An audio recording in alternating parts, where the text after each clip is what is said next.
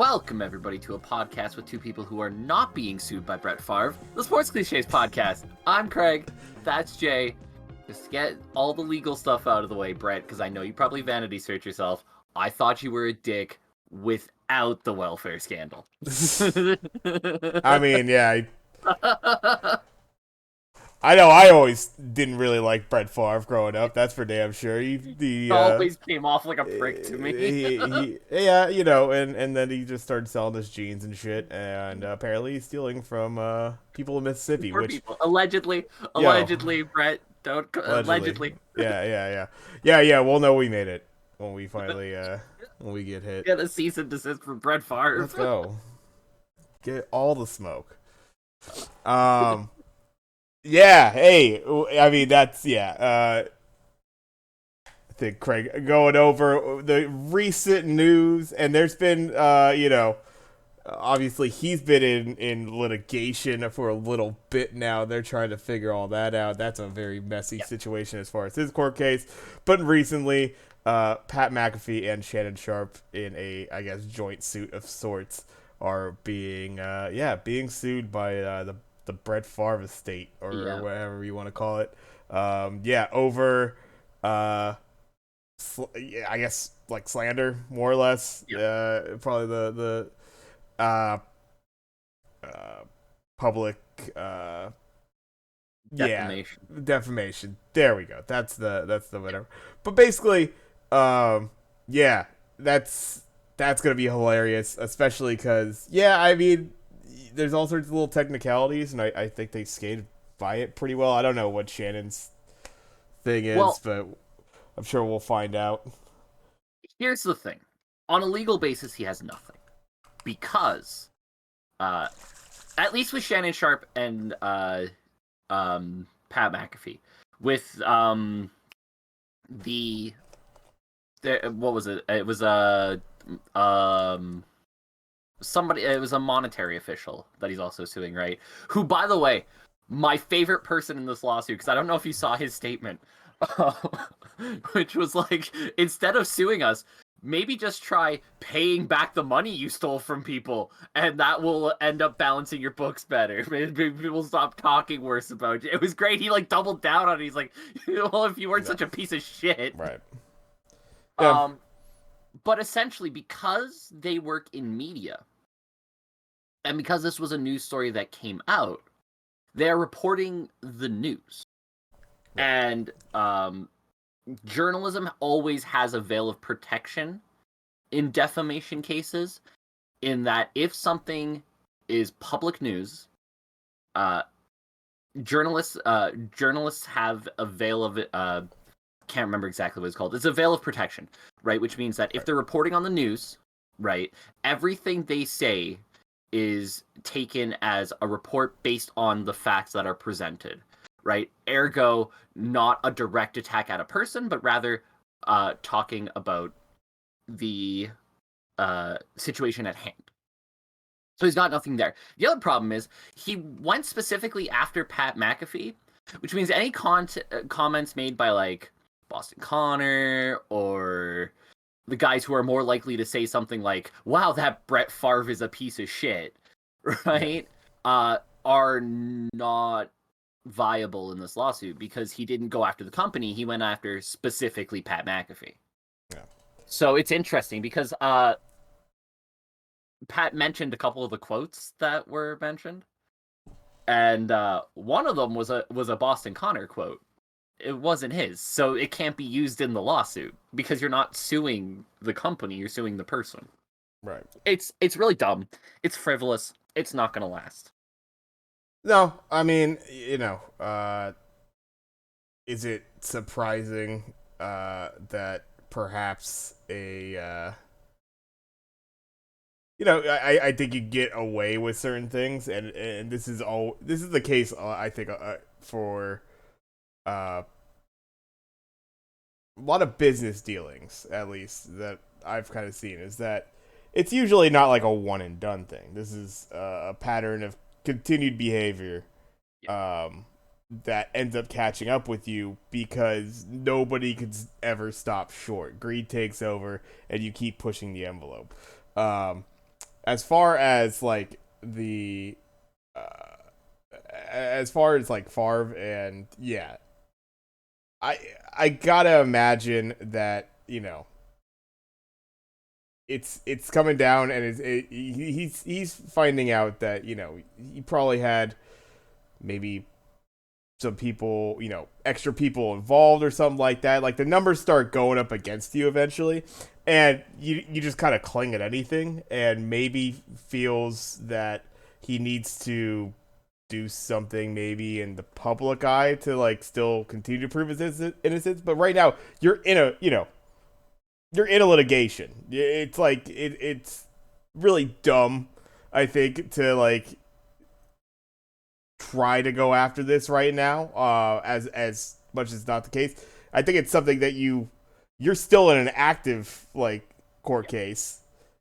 You still need to get that settled before you're like clearing your name of everything. And I don't know. It's just it's grasping at anything at this point. I think anybody that kind of sees it is like, yeah, this is this is a guy that probably got a lot of favors, had some people in high places, tried to take advantage of that, took advantage of it, and eventually got caught because when you're talking about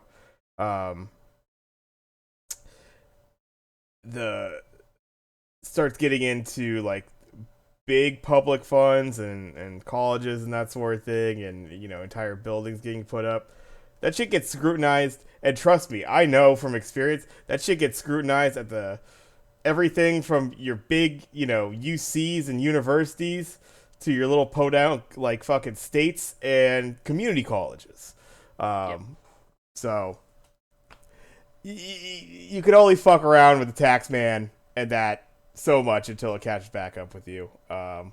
We'll see how it shakes out, but allegedly, it doesn't look too good. I feel. But let's move off that. That is a football guy doing really shitty things. Let's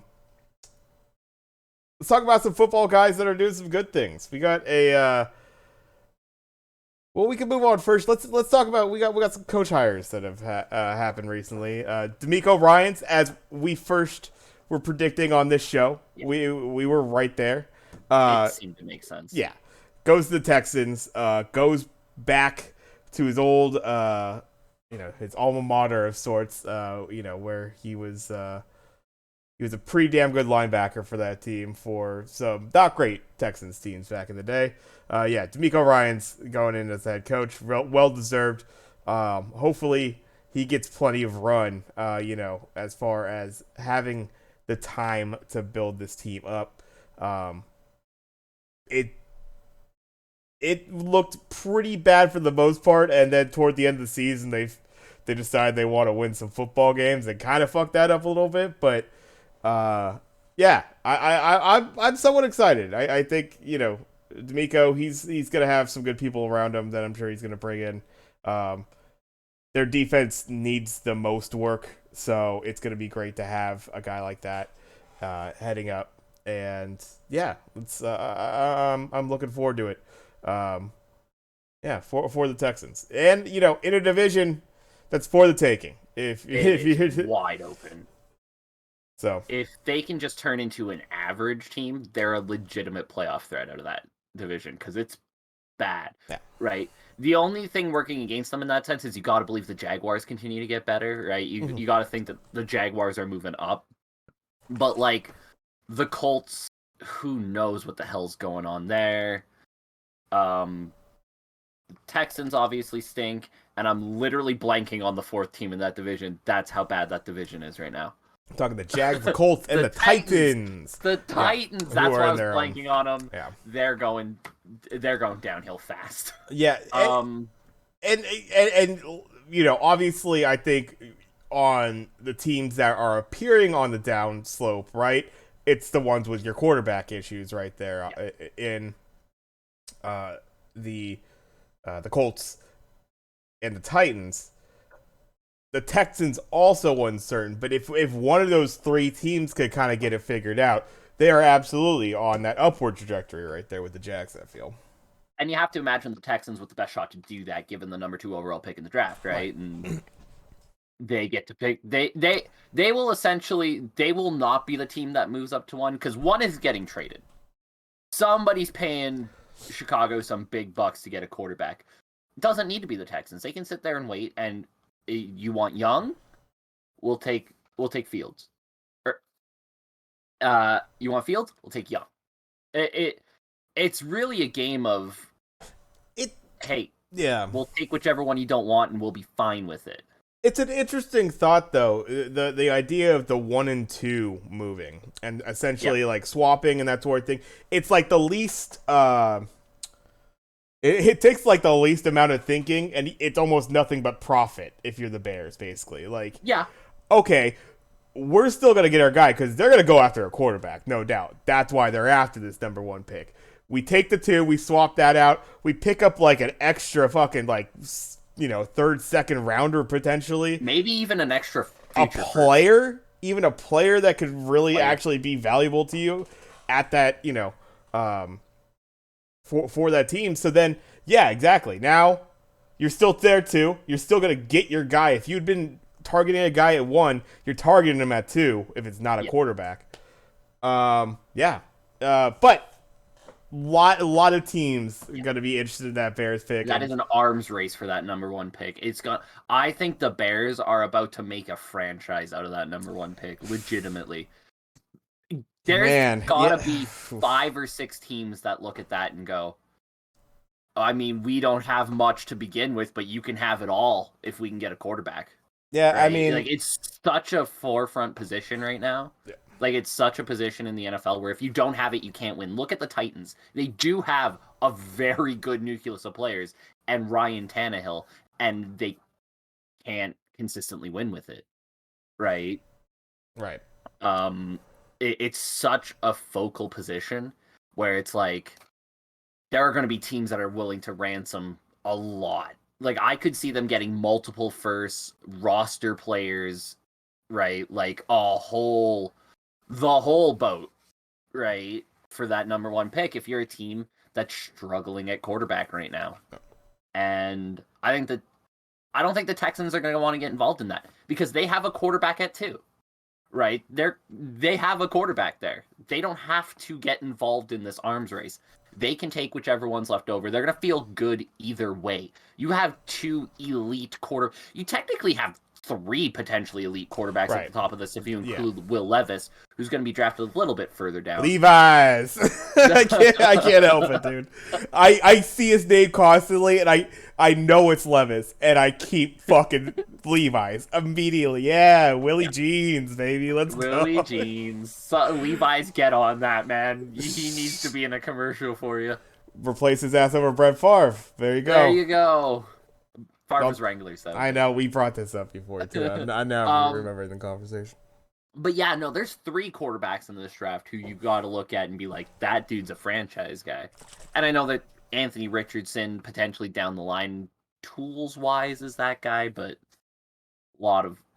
he's going a lot further down in the draft. Right. The Texans don't have to get involved in what is probably going to end up being a who can outbid the rest of them game.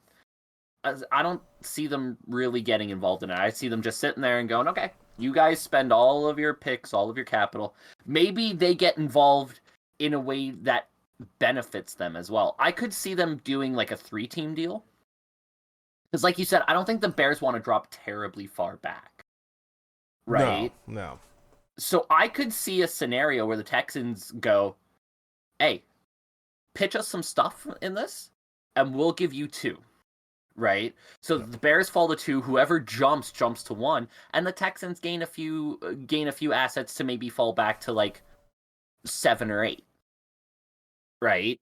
Where they can still get Levis, right? If they like Levis, if like they're like, okay, we really like Will Levis, there's a scenario where the Texans go, okay, Chicago, we'll give you 2. You look at the teams behind 2. There's only one team that's really desperate for a quarterback.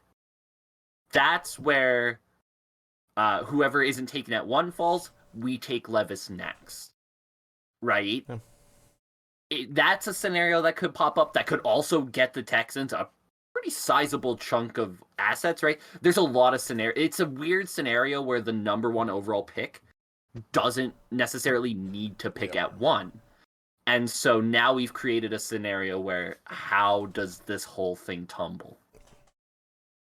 Yeah, I think it's not often that you get this situation. You get something as not common as a very nice looking QB draft combined with a number one overall selection that isn't necessarily even looking at those guys. No. So now, like, all the rest of the depth is, like, it gets that much shallower because you're probably getting a top of the line, maybe your best overall player, still getting picked at one, but, like, it just kind of reshuffles everything a little in a little bit of a strange way. Potentially, that's if they don't trade out, but they have all the opportunity to. So yeah, I could see it. But I said it when we talked about potentially D'Amico to the Texans. I think it's a great fit, right?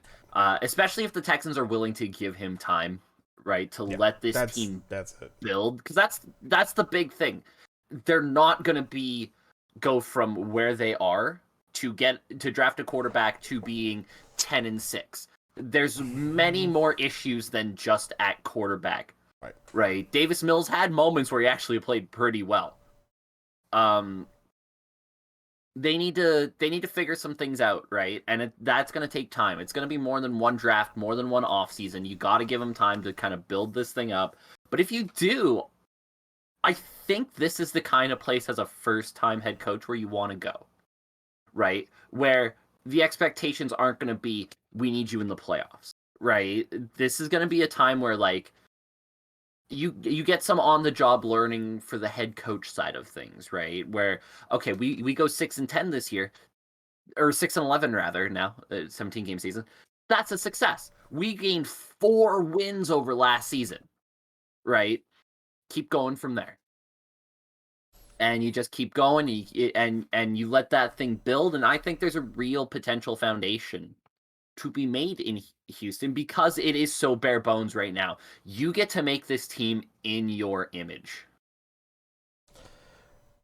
I mean, yeah, that's the hope. And you know, that's what we were kind of saying. Like, hopefully he's given the run to be able to do so. I don't think you bring in a guy as a beloved and as sought after as D'Amico Ryans, and he doesn't get fire him after a year.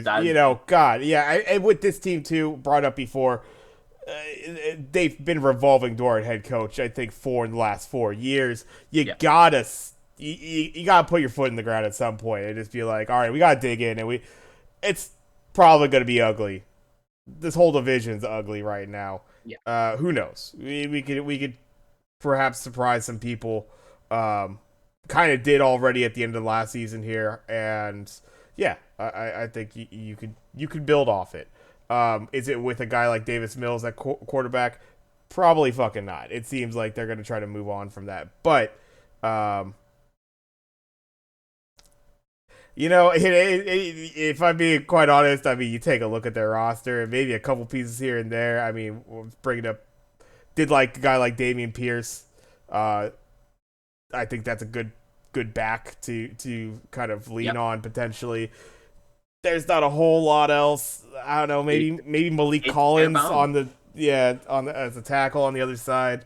Desmond King. But that's not a bad thing as a head coach, right? Yeah, like I said, I mean, you get the chance, if they are going to give you some leash, you get the chance to really pick your guys.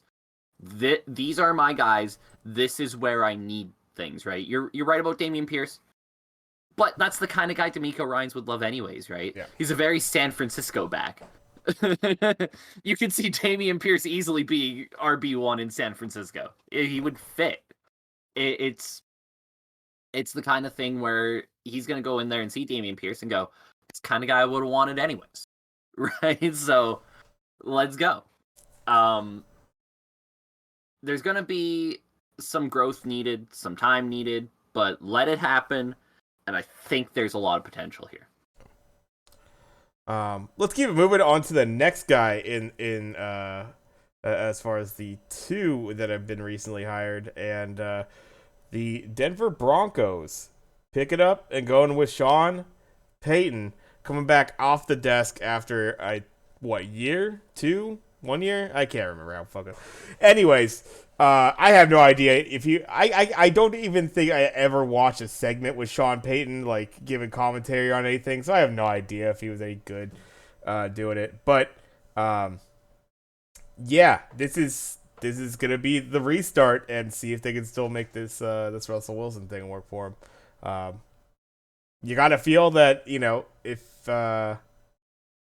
if you could get something like you had with the good old heyday, Drew Brees years with them, this could be a little spicy combination to kind of reinvigorate this team from looking really like the worst offensive team in the history of the NFL since like the fucking since the inauguration, inaugural season, like it was bad.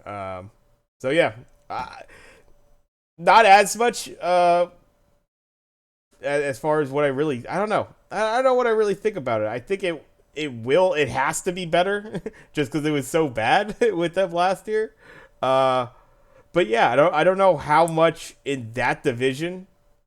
It's a tough fucking division, man. I don't know. I don't know how much they'll really get back into what is going to be the playoff hunt and going against the will be the AFC champion at least in the Chiefs in that division.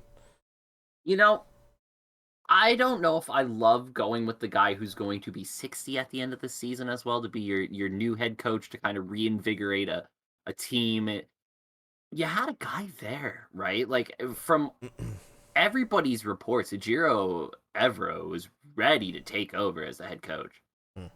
And I get that he's name value, but isn't that what you did this last offseason? Is go for a guy who hasn't shown success recently, but is name value in Russell Wilson, and that ended up blowing up in your face? Like, you're going back to name value. Sean Payton did a lot of great things in New Orleans, but the end of Sean Payton's time in New Orleans was painful. Right. They didn't go out in glory. Those were teams that were not doing good things, and they still had good players. I don't know. Maybe I'm misreading the situation here. Maybe there was a lot more going on in New Orleans than we realized, and that was part of the issue. But it just doesn't feel like it didn't feel like the right situation for that guy. It felt like you had a guy who could have stepped into that role, probably had the respect of a lot of the players in there, would have been able, especially the defensive side where you've been so good, right? That guy, reward that guy for doing good things on a bad team, right? Instead, you go out, you bring in the name brand, and now it's a whole new start again. I don't know. Yeah, I mean, I gotta imagine, one of the opposing coaches that probably saw Russell Wilson the most, through those heyday years was a guy like Sean Payton outside of, within the division, that sort of thing. Yeah. Saints and Seahawks definitely had their run-ins throughout the regular seasons and playoffs through those really good years for both of them. I suppose stature-wise, you're looking at a similar quarterback, different skill set. I mean, I don't think we ever would have thought of Drew Brees as a Russell Wilson style player. Nope. But I suppose similar stature. I think they're pretty much the exact same height. Yeah, both short QBs. Right. It's a splashy name, that sort of thing. You'll probably, if you're thinking from a really just business kind of cutthroat standpoint, it's gonna be like David Justice in Moneyball, right? It's gonna sell season tickets early in the season there, but we get in the dog days, and yeah, that it might be this. Like this will probably fire up that fan base for another season. Oh, another round. We got Peyton. Let's go. We got Peyton. Russ is going to turn this Just thing around. Forget about the entire last Broncos season, country. basically. Let's ride. Let's ride. So that's kind of what I feel like you're going for right here. It has to land, of course. And yeah, this could be, we're right back on this big old question mark this next offseason. If they don't, but yeah, and they're going into one of the toughest situations they can. I mean, I would only really argue that maybe, you could have your arguments for, perhaps the NFC East being all of a sudden kind of a really strong at the top, multiple teams making the playoffs sort of thing. That's what you're getting in the AFC West. This isn't going to be the NFC South right now. This is going to be a pretty goddamn tough division to compete in, let alone even just making the playoffs right now with the condition that this team kind of showed itself in. They only were even in a lot of those games because their defense was playing well above their expectation. As it was a good defense going in, but that was literally the only reason they were getting absolutely smoked in games. This could have been an historically bad team, not just on the offensive side, but combined with the defense, point differentials, that sort of thing. It was awful football. So, and the thing too is Sean Payton comes in, Avero leaves. He's now the DC in Carolina. Right. So the guy who orchestrated that defense that was unreal is now not in-house. You need a new DC. Yeah. Probably somebody who matches up more with Sean Payton. I'd have to look at the coordinators who are available to really figure out who that is. It's not going to be Brian Flores, who is in Minnesota now as their DC, which I think was a really great pickup for Minnesota. How is Brian Flores not a head coach in the NFL? I will never know. Right. It just feels like a move to me that reeks of, but man, he's Sean Payton. Right. I get all your logic here, but he's Sean Payton. Right. I don't know. Time will tell. Big names, and I think, it's they'll be there. The Broncos faithful will be there for that opening home game, whatever week that is for them. They'll be riding, but yeah, exactly. Are they going to be getting off that ride? It's going to be a shaky one. This one's going to break down in the middle of the ride here. We'll see. It's like in Roller Coaster Tycoon. That sweet roller coaster, but it can't quite fit, and you get frustrated with it. You just start to cut off the middle segments, and then you press ride because you're so frustrated, you give up, and the roller coaster goes, and then it just falls off and kills a bunch of people. Or just like you just fuck up the speed on one part, and it's just slow as shit. It's just no one's excited for it. One of those two things is gonna happen. It might be the latter, but.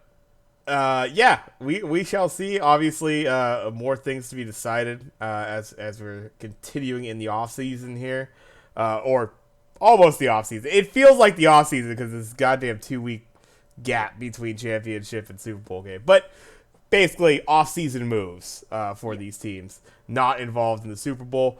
But also, big thing that comes up during this time of the year. We just had some the AP awards for the NFL with probably not too much of a surprise. We tried to bring up the question, but Mahomes getting the MVP there, kind of an inevitability, but it was fun to talk about, and you really think about the impact. Justin Jefferson getting Offensive Player of the Year, I think well deserved. If there was a non-quarterback player that absolutely dictated how that team did offensively, Justin Jefferson. It was a pretty good call on that. The Defensive Player of the Year going to Nick Bosa there. Easy call. Yeah, I think a pretty easy call by the end of it. It was interesting that Parsons didn't get any first place votes after that was like a big talk. That was kind of surprising to me that there wasn't a single Micah Parsons first place vote. I thought like Nick Bosa was always going to win, but I thought there might be a couple of first place votes go to Micah Parsons, but he was that good this year. It was a pretty easy vote at the end of the day. Yeah. Let's see, rookies. I'm trying to think. Jets knocking it out. I mean, and you can kind of tell we really did like those rookies. I know I was keeping my eye on them all year, and yeah, I don't think you could really go too wrong. Offensive rookie, I think you could have really made an argument for K9. Yeah. K9. Right, offensive rookie really had an argument for K9. I know. Rookie, I don't think there was a question. There was the underlying hype about our boy Brock, but I understand that as far as games, like it was just a little. He can only do so much, but yeah, exactly. But I would say when you take a look at it, by the end of the result, who the fuck was more valuable as a rookie to their team? Oh, there was than fucking Brock Purdy. Brock Purdy. It was a situation where we didn't have Brock Purdy anymore. I think especially with the Rookie of the Year votes, it's less about who's more valuable and more is just who was the most impactful. So in this case, I get Garrett Wilson. He was obviously very good for a Jets team that really didn't have a quarterback all year. So that's impressive in and of itself.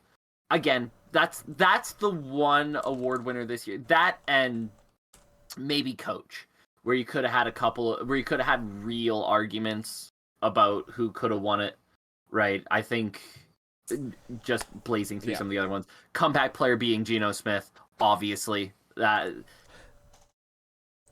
Yeah, I would say so. It's kind of an interesting one because you never and I saw multiple tweets about this, and I think it's actually a really, really good idea, is that you have a most improved award along with a comeback player of the year.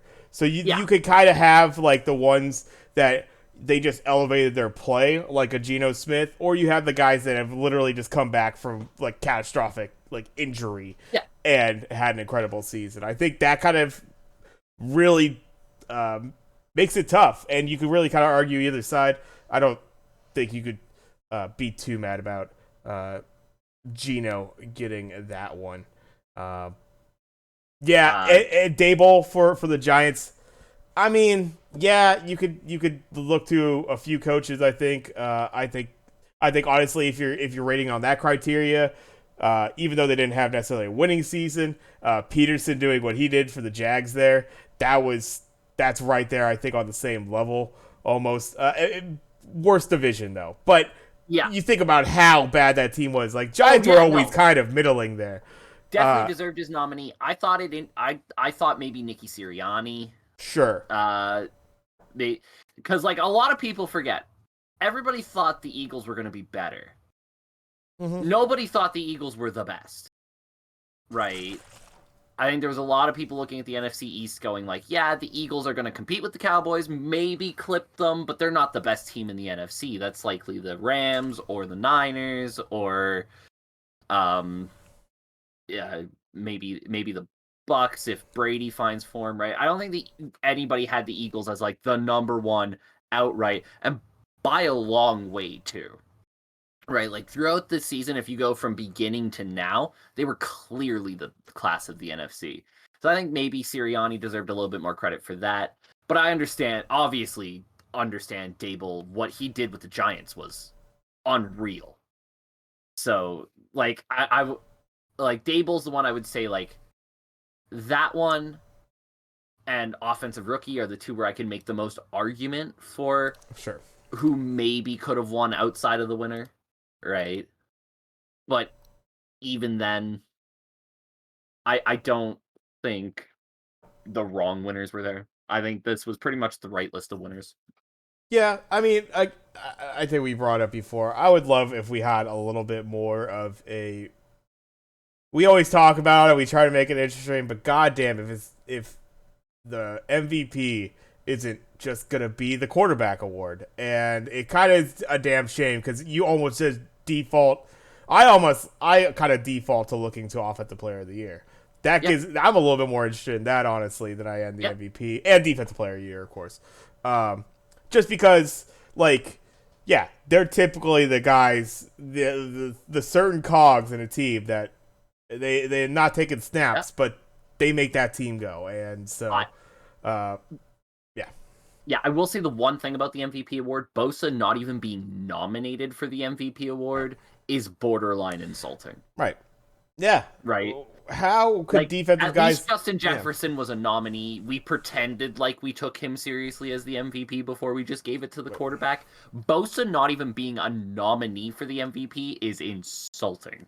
Like, Josh Allen was fine this year. But MVP? No. no, Way too many INTs for my liking. God, yes. Yeah. We talked about it every week with Josh Allen, right? Like, plays great, but then he makes those dumb mistakes, right? That was Josh Allen's season. Yeah, MVP, that guy. I haven't taken a look at it as far as the overall, but he had to throw like at least like 100 more balls than the second place guy. Like just that offense doesn't do him any favors. No, it does not.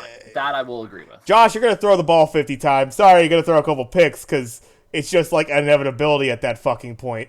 Yeah. We can only run, it's like defenses get smart. A corner decides that they're gonna make a read here and they jump your route. It's like, you can't. I don't think you can fault the guy as much, given his offensive situation. They don't do many favors right now as far as those picks are concerned. We kind of brushed over him, but Defensive Rookie of the Year, Sauce Gardner. I was honestly surprised he wasn't even nominated for Defensive Player of the Year. I thought he was that good. Wow. He was outstanding this year. And there are going to be some people who only look at like INT numbers who are going to be like, well, he only had 2 of them all season. They came in 1 game.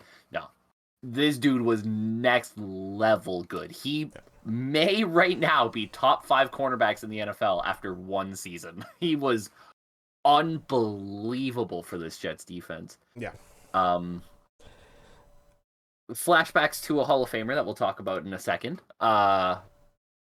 He was everything that was advertised and more.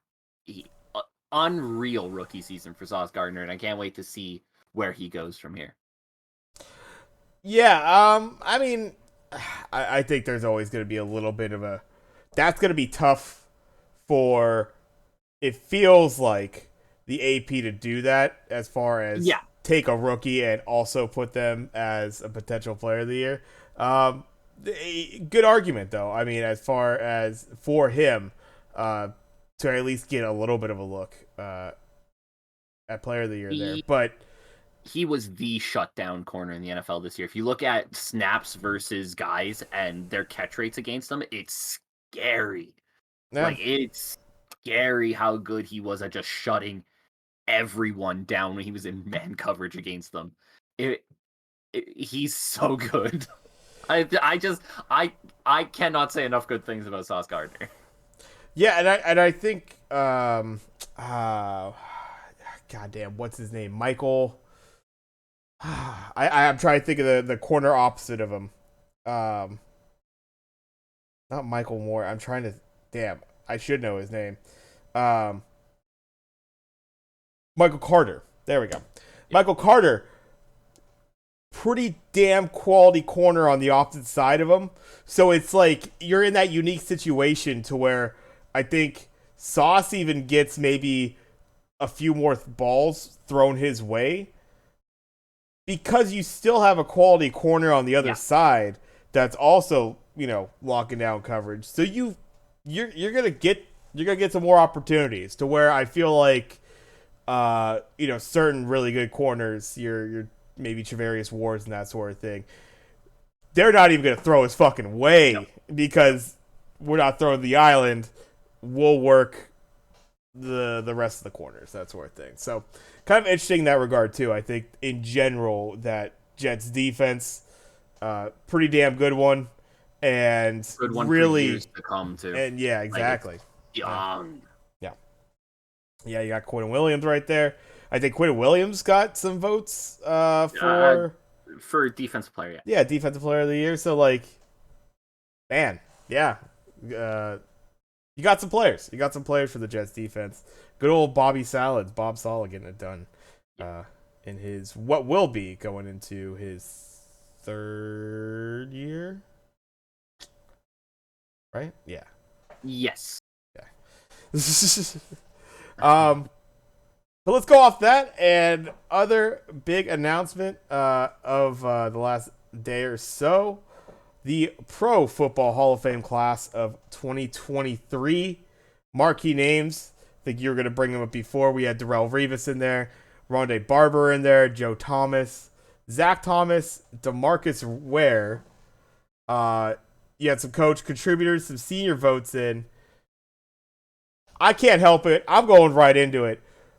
My boy Patrick Willis getting left off 2nd year in a row.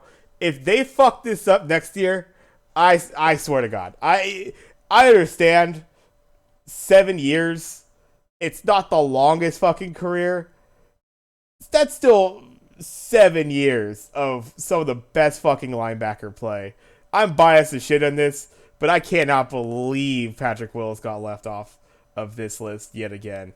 Obviously, great players that I just listed off right there. And everybody from Revis to the 2 Thomases to Ware and all that. Nothing wrong with those guys getting in, but what the fuck is Patrick Willis still not doing in the Hall of Fame right now?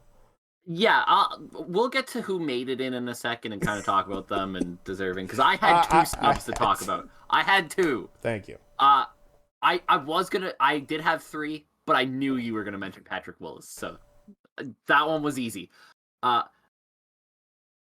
What is the defining factor of the Hall of Fame? To me, it should be players that were generationally talented, that were so fucking good at what they did, they were unstoppable. How the fuck is Devin Hester not in the Hall of Fame? Right. This dude literally changed the game of returning kicks so much that it's like not even done anymore, because teams don't even let their kickers kick off anymore. You put it out we don't want Devin Hester returning the ball. And Devin Hester's not even in the league anymore, but that guy could be the next one, and we don't even want to chance it. Right. He literally changed the rules. That's a big one too. Like, they literally had to change the rules for Devin Hester. He was too good. He has 20 return touchdowns in his career. The next closest person to him is 7 back. He nearly doubled the field. Yeah. He was so unbelievably good. And I get the fact that in people's minds, returning kicks is such a small, it's such a small facet. And, as a receiver, he did nothing. It doesn't matter. It doesn't matter. He was so unbelievably talented at that skill. Yeah. It's borderline insulting that, again, he's not in. No, I mean, it's huge. It's the impact that a guy like that has on the game. That touchdown, and obviously that touchdown number is huge. Yeah. But just the idea that if we needed a punt, or we're kicking back and we got a field goal, we're potentially feeling good about getting some points or some shit, you had to adjust for him. He had such an impact. And if you didn't, even if you didn't give up the touchdown, he might have still brought that sumbitch back up to the 40 with regularity, right? Oh, yeah. And just the idea that, you're giving up, that's extra first downs. Yeah. That's, that's flipping the field. That's putting you we're 20 yards out of field goal range. It's there's so much of an aspect to the ability to flip the field and make special teams a strength. Having it as a strength is such a better thing than having it as a weakness. Your team's literally crippled if you can't do certain things on special teams, as far as kicking field goals. That's always going to be a big one. But if punts are getting shanked by your punter and he's kicking 25-yard, punts that are going immediately out of bounds, that fucks a lot of things up. Short fields for the other team.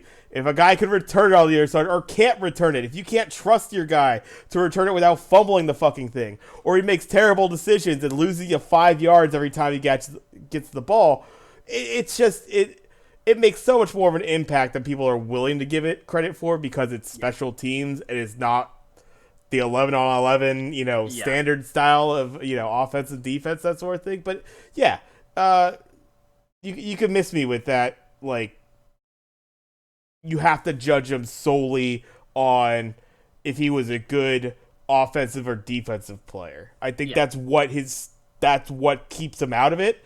And the fact that he's not judged solely on the specialist and the impact that he had in the special teams department is a big mistake. So I'm right there with you. I'm sorry. Joe Thomas is the best left tackle I have seen in my lifetime. He didn't catch any balls. He didn't score any touchdowns. His job was to block dudes. Stats-wise, he's awful. They never ran like a little goal line package for Joe Thomas. I don't think he's ever caught a pass. I could be wrong about that. But when I was looking up his stats, I didn't see anything for Joe Thomas as far as receptions are concerned. 0. I got a big old 0 for career touchdowns. Which is a shame, man. Run him at tight end once or twice. Do the old, get him on the goal line, get him a touchdown. He deserves it. There's no way you didn't have a situation where you could have got Joe Thomas a fucking tutty at some point. Right. But yeah, no, it's just the game of football has so many positions that do wildly different things. And you brought up punts being shanked and stuff like that, because that's another thing Darrelle Revis did to teams. Teams would then send out their punter, who are trained to, punt the ball long, get it. Don't let him touch it. And they would tell them, punt that ball out of bounds. I don't care if it's at the 35 when it gets out of bounds. Your job's on the fucking line. You kick that ball to Devin Hester, Darrelle Revis. I can't remember who the punter was, but it was the Eagles. They lost a game because they punted a ball to Devin Hester and he scored a touchdown. That guy got cut the next day. Get the fuck off this. You punted the ball at Devin Hester? Yeah. Get off. Also, god-awful kick coverage, by the way, also. It wasn't all the punter. He didn't even field it. He didn't field it clean either. He actually fucked the punt up. He fucked the return up. Still scored a touchdown. That ball should have maybe gone 3 yards forward and been that, but for some reason they parted the sea for him. What he would do to teams and their strategies is the kind of things that Tom Brady does to teams, that Peyton Manning did to teams, right? Where you have to change your strategy completely because you are playing that generationally talented dude. Right. And if we play our regular system against that generationally talented dude, he's going to beat us himself. Like, Devin Hester beat teams on his own some days because those Bears teams sucked. His quarterback was Rex Grossman. Yeah. They were bad. Jay Cutt. Jay Cuddy was there for a bit too. Yeah. Slightly better than Rex Grossman. Yeah, a little bit, just a bit. But yeah. Rex Grossman. Damn. I could go on for hours about this. I'll cut it here, but fucking hell, how is he not in the Hall of Fame? Right. The other one I want to mention is Jared Allen. Jared Allen's one of those guys who, not a sexy name per se, but when you think about pass rushers, there's one stat that everybody talks about. It's the god tier stat for a pass rusher, and that's sacks. J.J. Watt is a first ballot Hall of Famer. Don't think anybody argues that. J.J. Watt had 21.5 sacks less than Jared Allen and played 5 more seasons. Jared Allen as a pass rusher was different. He had a 22 sack season in the NFL and did not win Defensive Player of the Year. That's how much he was slept on in his career. Played for some really bad Kansas City Chiefs teams when the Chiefs were just at their fucking worst. And always overlooked, never loved enough. But fuck, Jared Allen, his stats speak for themselves. Like, this is a guy who, like, we were talking about with Devin Hester, it was like, Devin Hester you had to experience, because the stats don't tell the tale. You had to see Devin Hester and see how it fucked with teams to understand how different he was. Jared Allen, you just look at the paper. The stats are there. He was so talented, and his shorter career, much like Patrick Willis, it could have been even greater. Those two guys in particular really stand out to me as like, well, those three, but I knew you were gonna mention Willis, so those two, are the get them in, just get them in.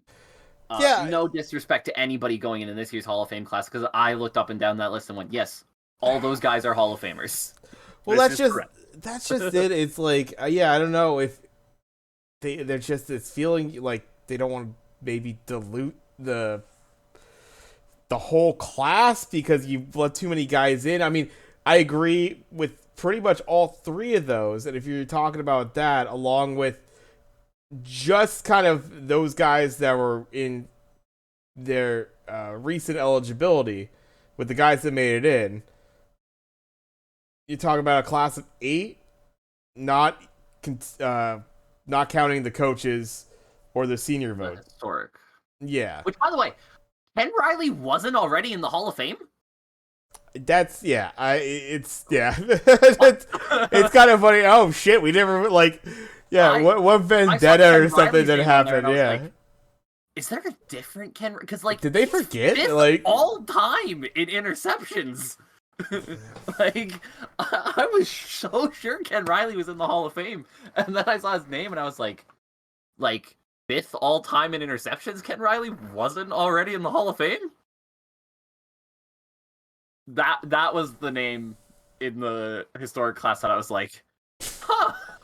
Yeah. Well, glad they got that one right. 5th all time in interceptions. But late never. Look at that with P. Willie too. Watch. Oh yeah, Devin Hester's getting. We forgot. Oh shit! How do we not? They're gonna look back and go, wait. How do they undervalue special teams so much? What is this? Yeah. Wait, they missed Devin Hester? They did so far, anyways. But there was. I'm reading actually through the list of the other awards, and I mean, you gotta love the Head and Shoulders Never Not Working Protection Player of the Year, earned by George Kittle.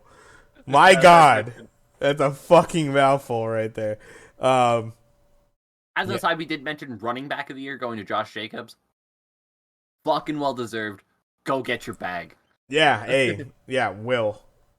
Fucking remember, the Raiders could have had him on a rookie contract this year. Remember that when somebody pays him good money. Yeah, I mean, interestingly enough, to his credit, I've seen him, and he's made some appearances on Radio Row there during this week leading up to the Super Bowl, and I think everything that I've heard him say is that he would have liked to have been a Raider for life, but he knows his value, and unless the Raiders are going to manufacture their team with a lot more tools and not relying on him so much, then he's going to go get his. And, so be it, sort of thing.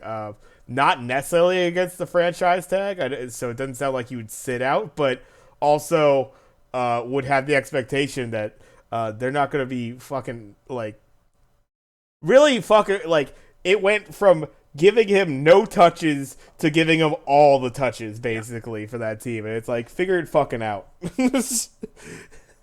I'll throw a team out there, Tab.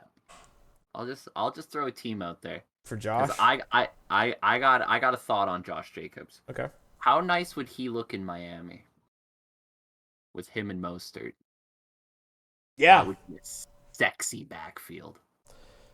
Yeah, I don't know what their current contract situation was with, because, I mean, Jeff Wilson, I believe, was on his last deal. Yeah. Last year, his deal, as getting traded. Mostert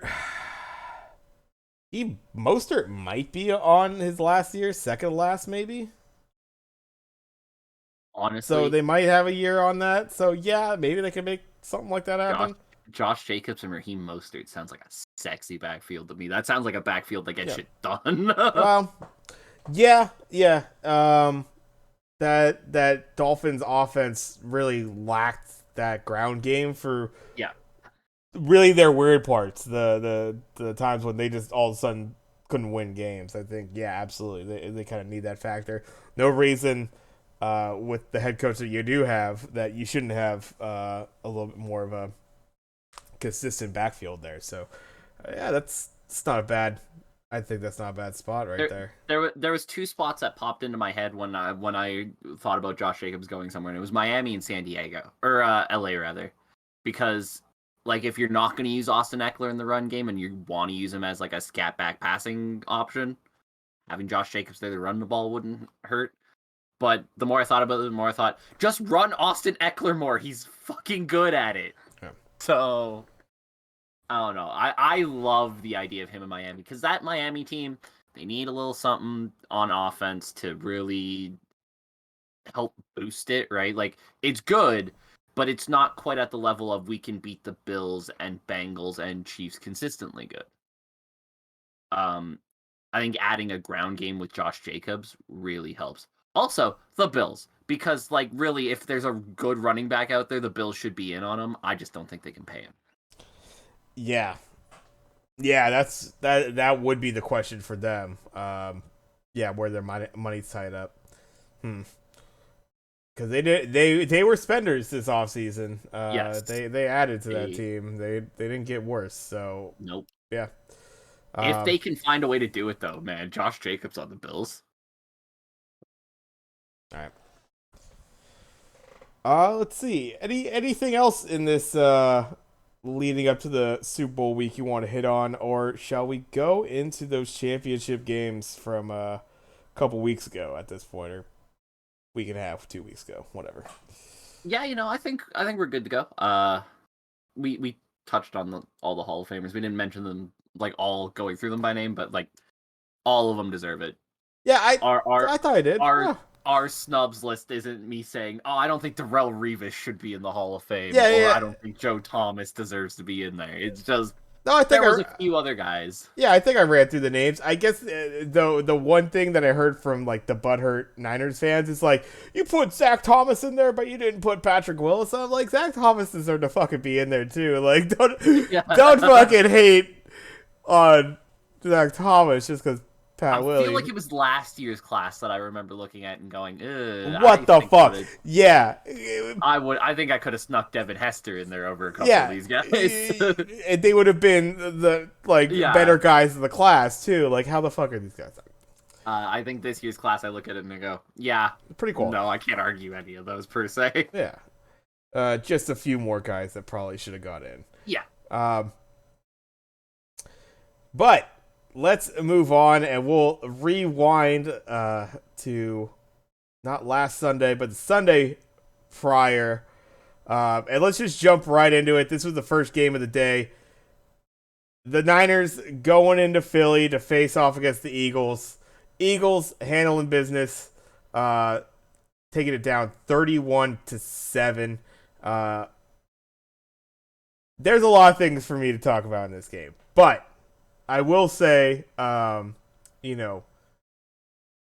Philly defense right there, they're no fucking joke, obviously. Yeah. I think that is something that they were put in a favorable situation by the time this game was really kind of past the first possession for the Niners. Yeah. But still, that pass rush, that run defense, like they're gonna be pretty nasty no matter what. And yeah, I'll let you speak to it first, and then I can go into more of my ranting, I suppose. Philly defense obviously great. They deserve a lot of credit, but you were playing a team with no quarterback. I include when Josh Johnson was healthy, and in that game you were playing a team with no quarterback. I'm sorry, that was an unnecessary shot at Josh Johnson. Yo, hey, it didn't. I like Josh Johnson. I think he's a solid guy to have on a roster for like a listen, we need a veteran guy around, help a young quarterback or a young group of quarterbacks. But man, if Josh Johnson's playing in an NFC Championship game, you're probably not winning that NFC Championship game. I mean, you still have a guy that can throw, or that you trust to throw in that situation at that point. Like, he didn't look he didn't look anything close to comfortable, basically. Very shaky, obviously. The defense on the other side does not help. And our offensive line, not the greatest performance from the boys, but everything, like, it was all kind of put on them, basically. Like, you're having to stop the onslaught at that point. They were rushing 5, 6 a down. Yep. With no fucking, with no concern because of the situation, basically. And it makes it look pretty damn ugly. But yeah, if you're getting constantly blitzed and you're not absolutely 100% game ready, and Josh Johnson probably not there, having to go out. It's unfortunate. Brock Purdy leading that team at that point, 4-4 up into that point of the game. The ball that where he gets sacked ends up being a fumble, and ends up being the UCL tear. UCL tear is a ball that's going to Brandon Ayuk, and that motherfucker is gone. Yeah. It's a tutty if that ball gets off, and I have every confidence. It's the deep in that he's been doing with Brandon Ayuk literally at least 2-3 times a game since he's been starting. It was money, and it was maybe a quarter second late. This is a ball. It was everything we loved about Brock Purdy. That dude will step up and he'll deliver the throw even when that pressure's happening. Ends up biting you in the ass here. It was a little bit of a concern, potentially, as far as, when your guy's willing to do that, he's going to put himself out there more. And in, not the best case scenario, but in a bad situation, that's a fumble. And in the worst situation, it's a fucking UCL tear and you're out for the game. And, yeah. Well, not out for the game because... the fucking big cock motherfucker he is, he's hey, I can't throw, but I'll go in there and do everything else I can do. Out for the game as far as, naturally playing quarterback and the whole fucking game plan, basically. That kind of out. But, yeah, I respect the fuck out of Brock Purdy for tearing his UCL and going in there and going, of course. I can't throw the ball, but I'll do everything else. We'll run options. I'll read option for you. There was one play where it was a read option, and he pulled it back, and I was like, what are you doing? And then he just ran out of bounds, and I was like, thank God. Yeah. You crazy motherfucker. Yeah. He had no arm. He tore his UCL.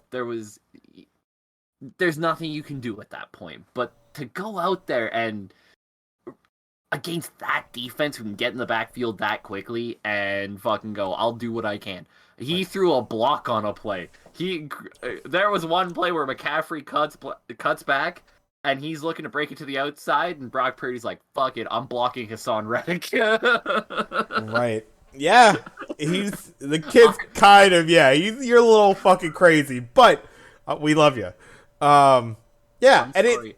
I was in a call with McDougan watching that game when it was happening. And when Brock goes to throw that block, he just yells, "You stupid motherfucker, don't!" Yeah. Yeah. Yeah. And, it's like watching that game, it was just frustrating. It was frustrating because you just obviously wish that all that didn't happen. Getting fucking, I'm sorry, and it's gonna come off like, being a homer and that sort of thing. Motherfucking refs could not have called some shittier fucking penalties. They gave him 6 or 8 first downs off of penalties. Yeah. And I swear to God, off the punt block one, he gets fucking pushed into him. Yeah, but that gets called every time. No, that doesn't. No. That does not get called every time. If you roll into the legs of the punter, that's getting called every time. He gets absolutely pushed, and that doesn't get called all the time. That was ridiculous. It gets called sometimes, but in that situation right there, it just I just couldn't believe some of the calls that they were giving him. There was a lot of bad calls. I do grant you that one. I've seen that one called too often to say that one's a bad call. I don't like the call. Yeah. I think it's an awful call. But it gets called more often than not when you roll into the kicker's legs. Yeah, I mean, it wasn't even a roll in. I mean, he makes contact as he's getting. Yeah. That would be something. If you had the ability to potentially stop your momentum, but literally getting pushed off. Oh yeah, no. When I say roll into the kicker's legs, I don't mean he had the ability to change course, but that's the literal definition of what was happening. He got pushed. It was. But that's the literal thing that you're also supposed to look for to when the contact happens. 100%. Because the contact happens with punters all the time. 100%. But it happens a lot of the time because exactly that guy's blocking him out and gave him the extra little shove. I mean, it happens, but that one. It's just so many of those frustration plays, and by the time you're getting through this game, and it's just annoying at that point. Frustration boiled over. Fucking Trent Williams throwing down. I don't know what fucking corner that was, but this nice little hip toss there from Trent. Yep. He wasn't fucking around. I will say, since there was some Niners homerism going on here, I'll do the reverse. Maybe fucking block Hassan Reddick every once in a while. Maybe that's how you keep your quarterback in the game. Just to throw that one out there. Okay, yeah, no, true. I mean, by the end of it, so here's the thing. Tyler Kroft is the guy who ends up having to take that assignment as far as how everything motioned over. I think typically, I mean, the argument is that's got to be Kittle.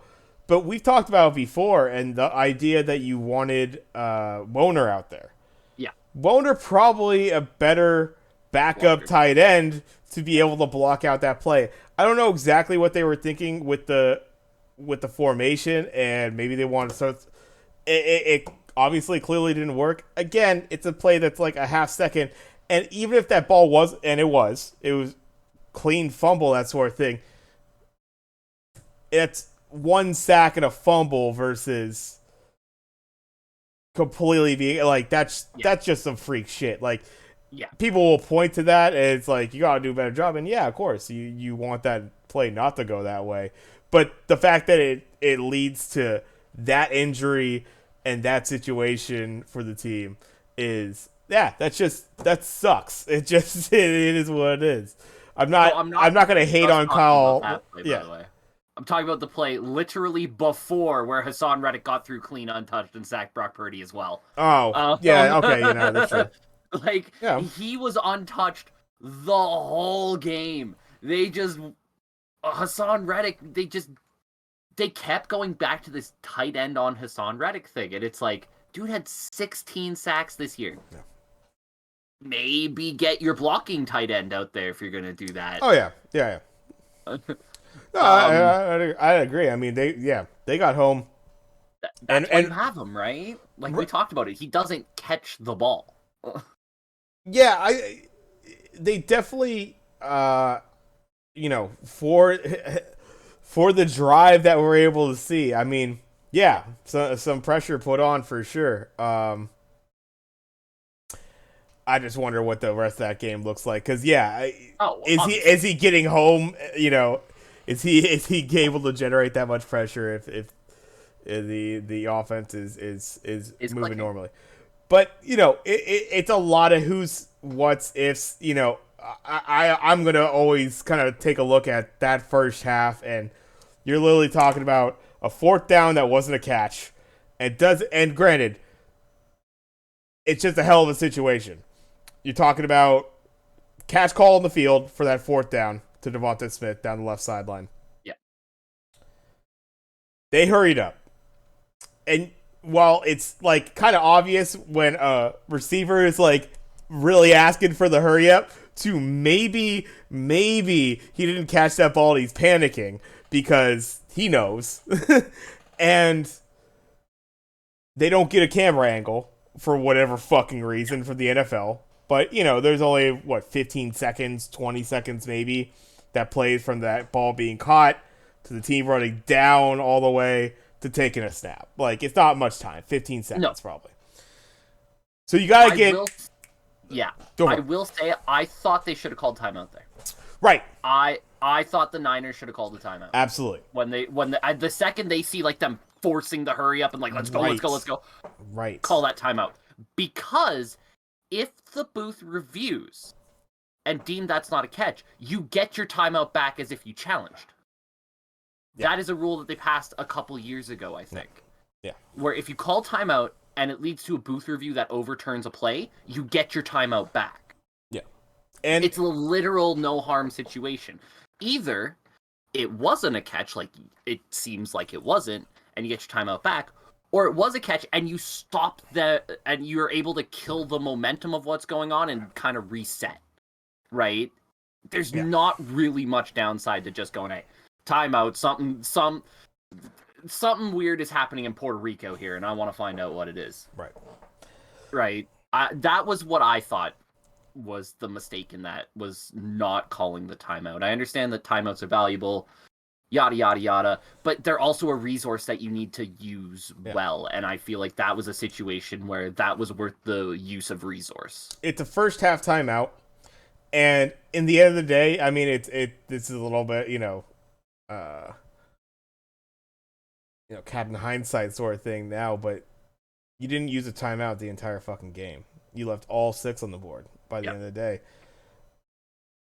I mean, just the thought of you get that fourth down stop, what could have been sort of thing. Yeah, so, it does change the scenario a lot. Yeah. I was really confused about why the timeout wasn't called there. I felt like...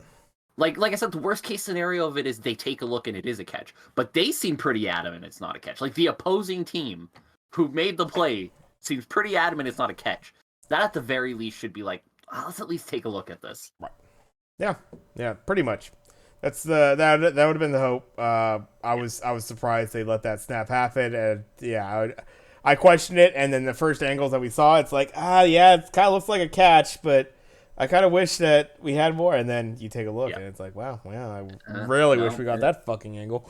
And then, I mean, talking about that first half still, Josh Johnson just literally not looking at the ball, fumbling the ball. In the worst possible, literally, it would have been, if he just kneeled that fucking ball out, would have been a better goddamn scenario than what happened.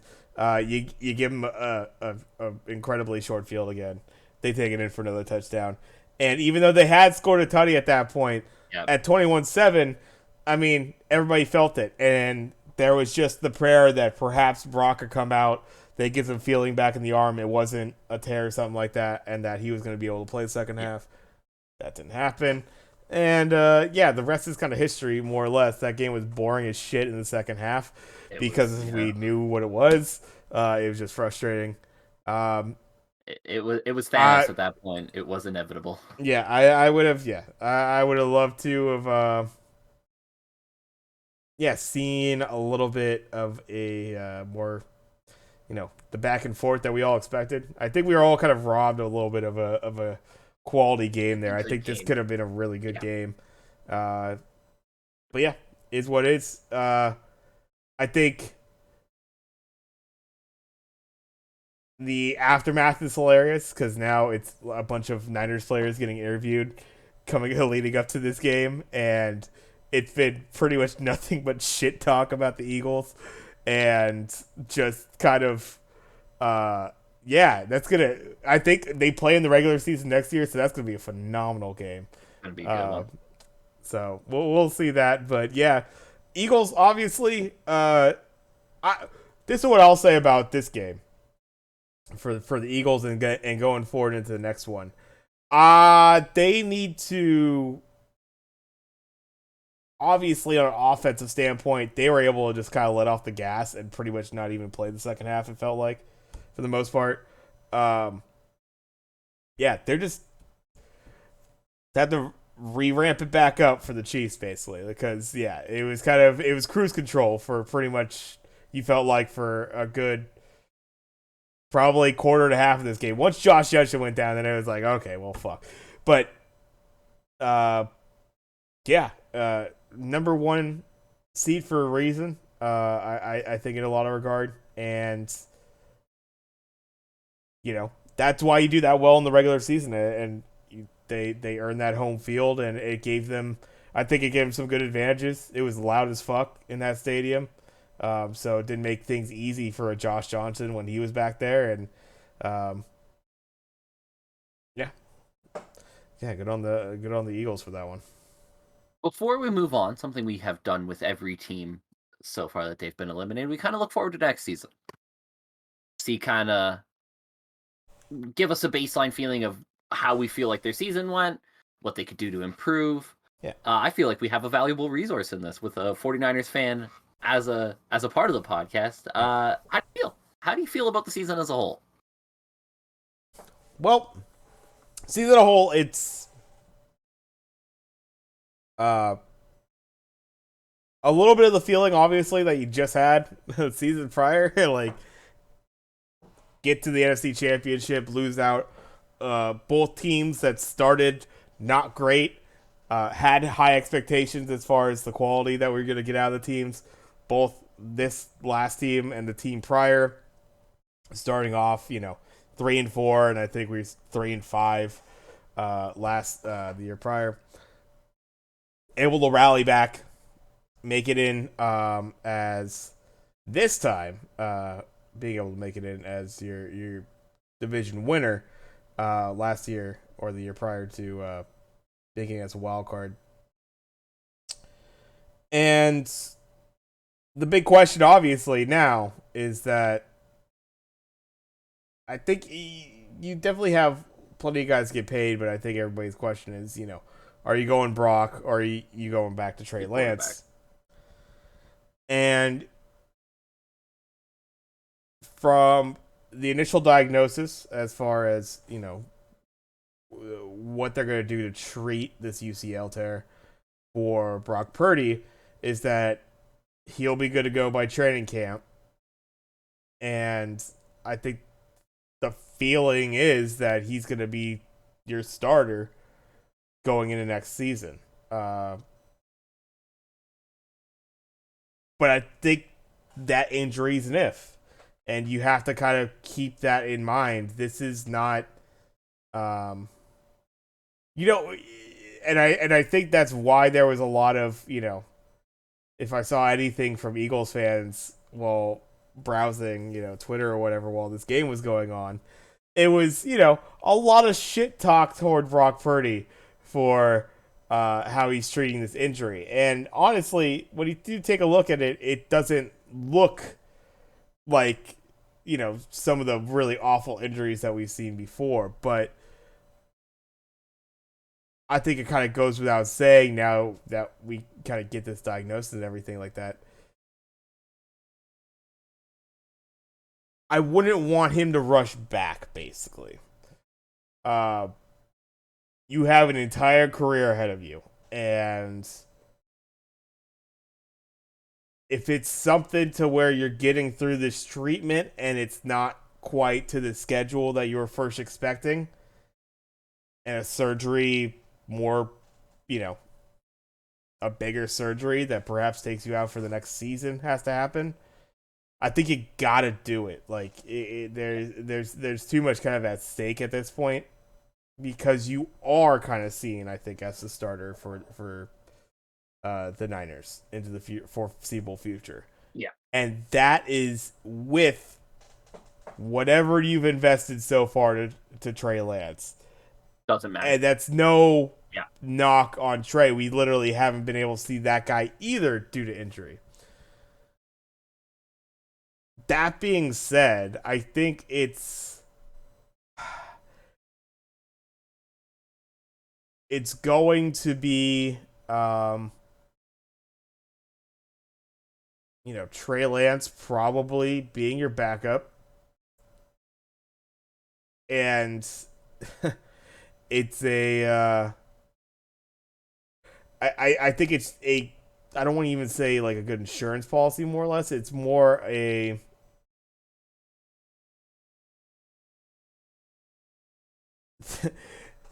the shoes drop like every fucking single year. Like you Yeah. almost have to have that backup guy be Oh, able yeah. to come in at some fucking point. And I think Trey will get his opportunity, whether it's at the start of the season, later in the season, and everything willing, if Brock just comes back and he's able to continually play it out, you probably find another home for the guy after this next season potentially, because the cap hit won't be so bad that third year at that point.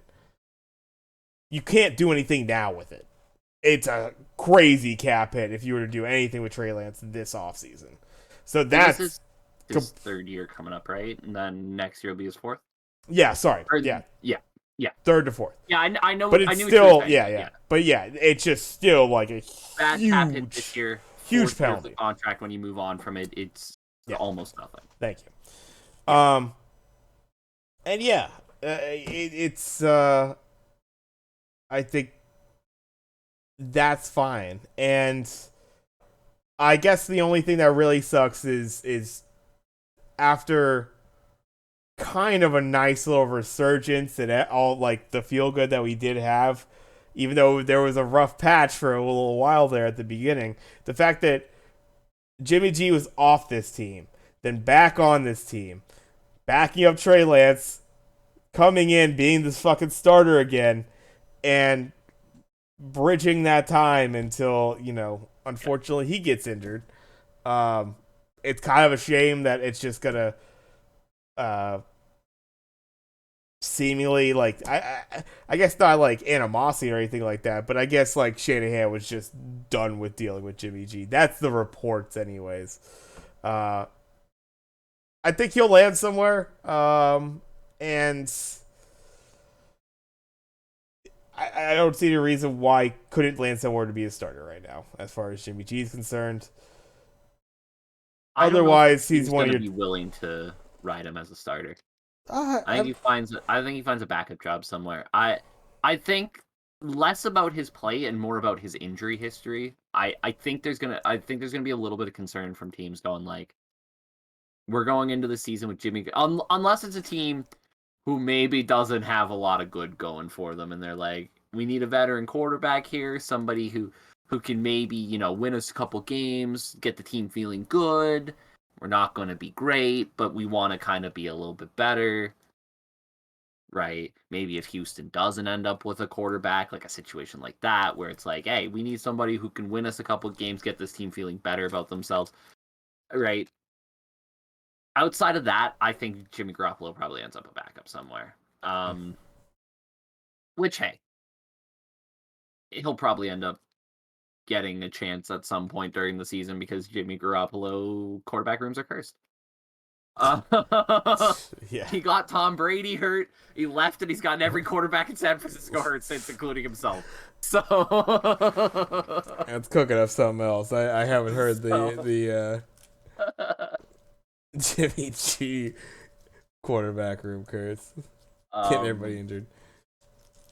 But yeah. I do find it interesting that a lot of the Niners players have just come out and been like, gotta be Brock, right?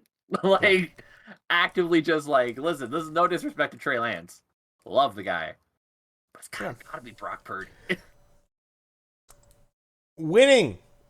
Yeah, motherfucker wins, dude. Like, and you haven't even been able to see it with Trey Lance, but you already know what you got in Brock. I feel if you get that guy back, and you don't rush it. That's why you don't rush it. You want that guy back. If it takes a fucking season, that's fine.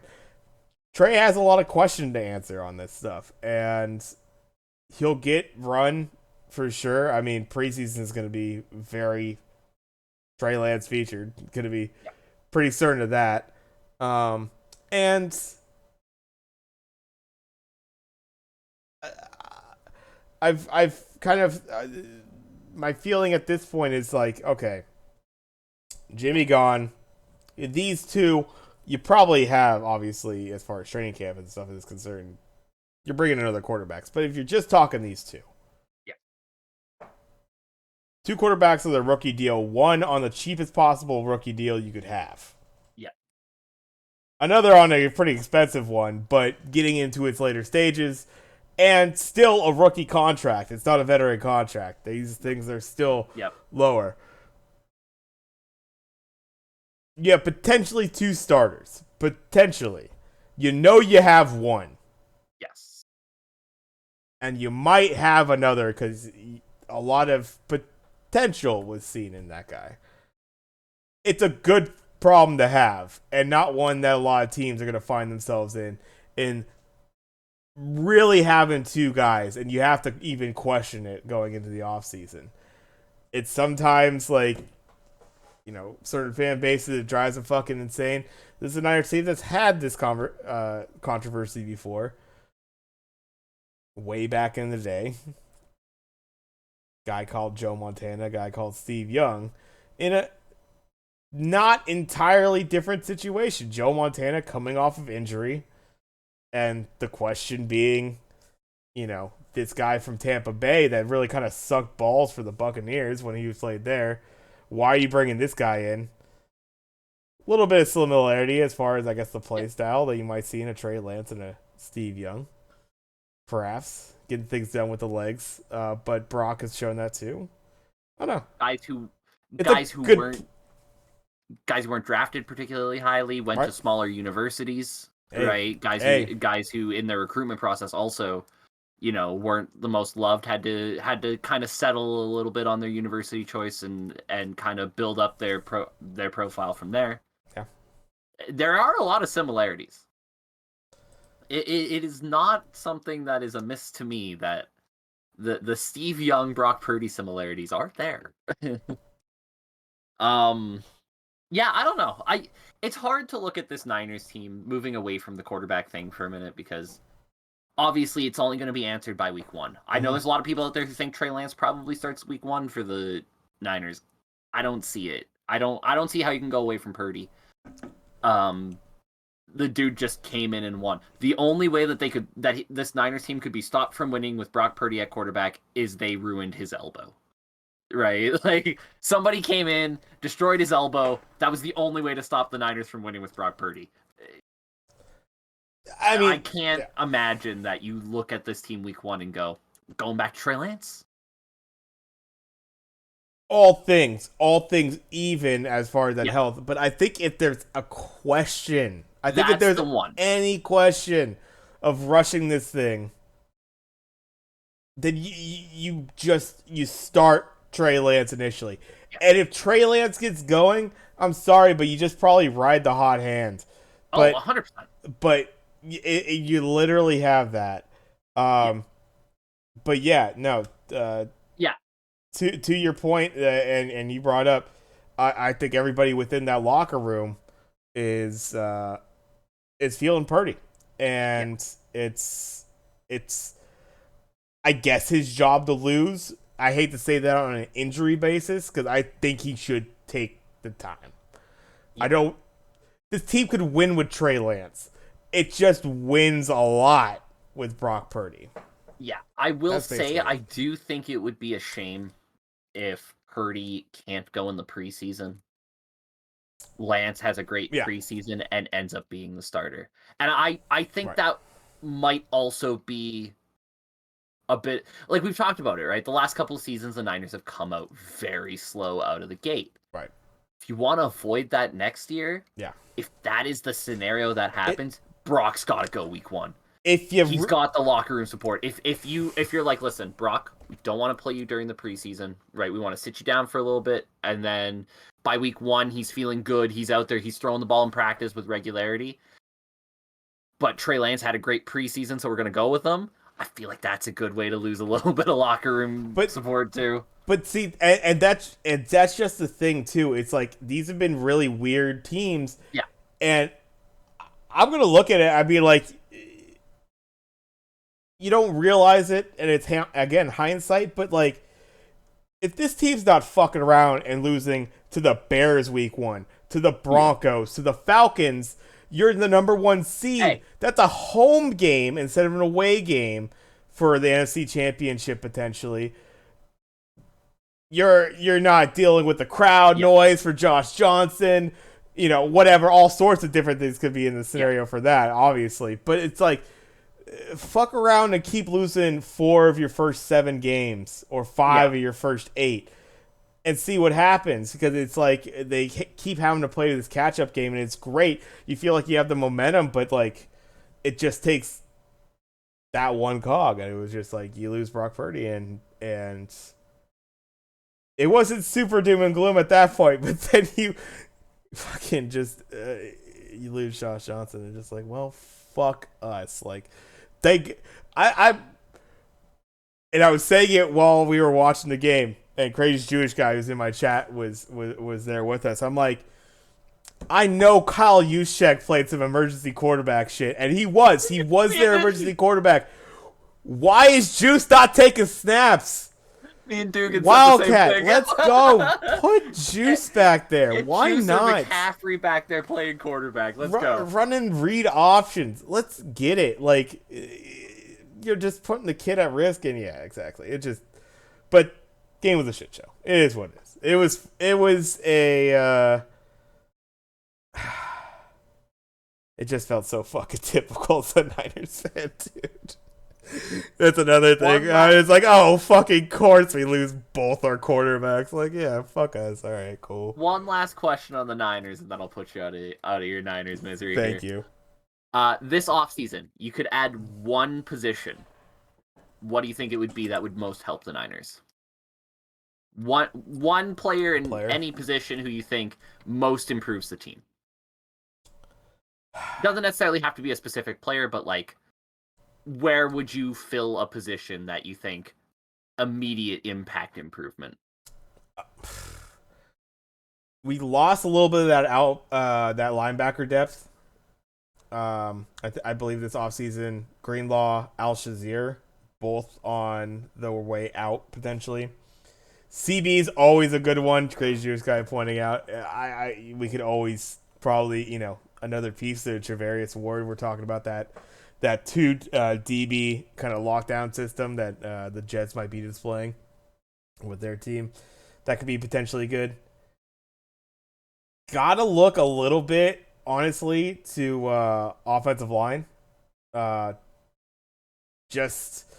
going to be losing McGlinch, and I know he's a controversial player as far as Niners fans are concerned, but going to be losing him. He's going to get paid this offseason.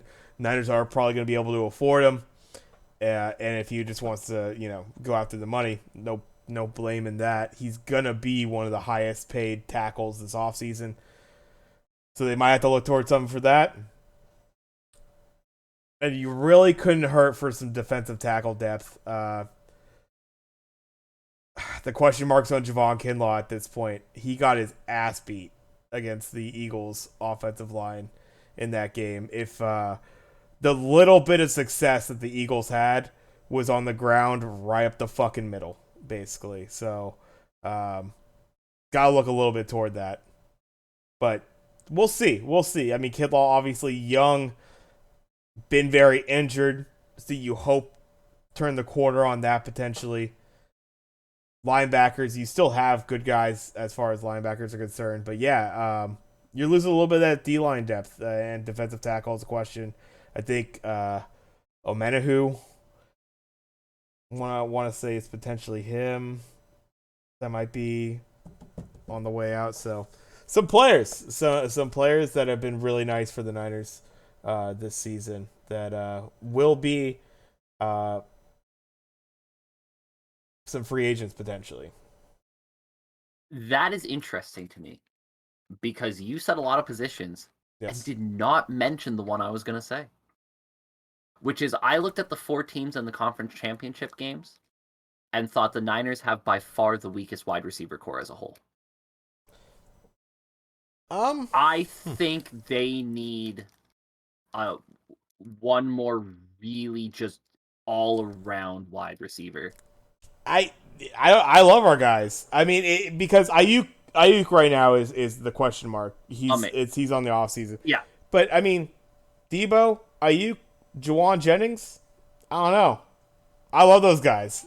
I like Juwan Jennings. He screams 4 to me. He doesn't scream 3. I love him at the 3. I love him at the 3. That dude's I love because you get out. He's an incredible run blocker as well, and that's a huge part of this team. Yes. Gotta play all facets, and I think those guys do. Ayuk showed, the potential to block downfield. Juwan Jennings is always scrapping in there. Juwan Jennings' job is to literally piss off the slot DB on the other side of the ball, basically, because he's feisty as shit and he's blocking every fucking run. I don't know. I love our wide receiver core, but I understand it's not maybe. It doesn't have certain aspects as far as players are concerned, but I don't think we run that offense either. No, but I think the fact that your third wide receiver is good possession guy, blocks well, isn't going to do much else for you outside of that. I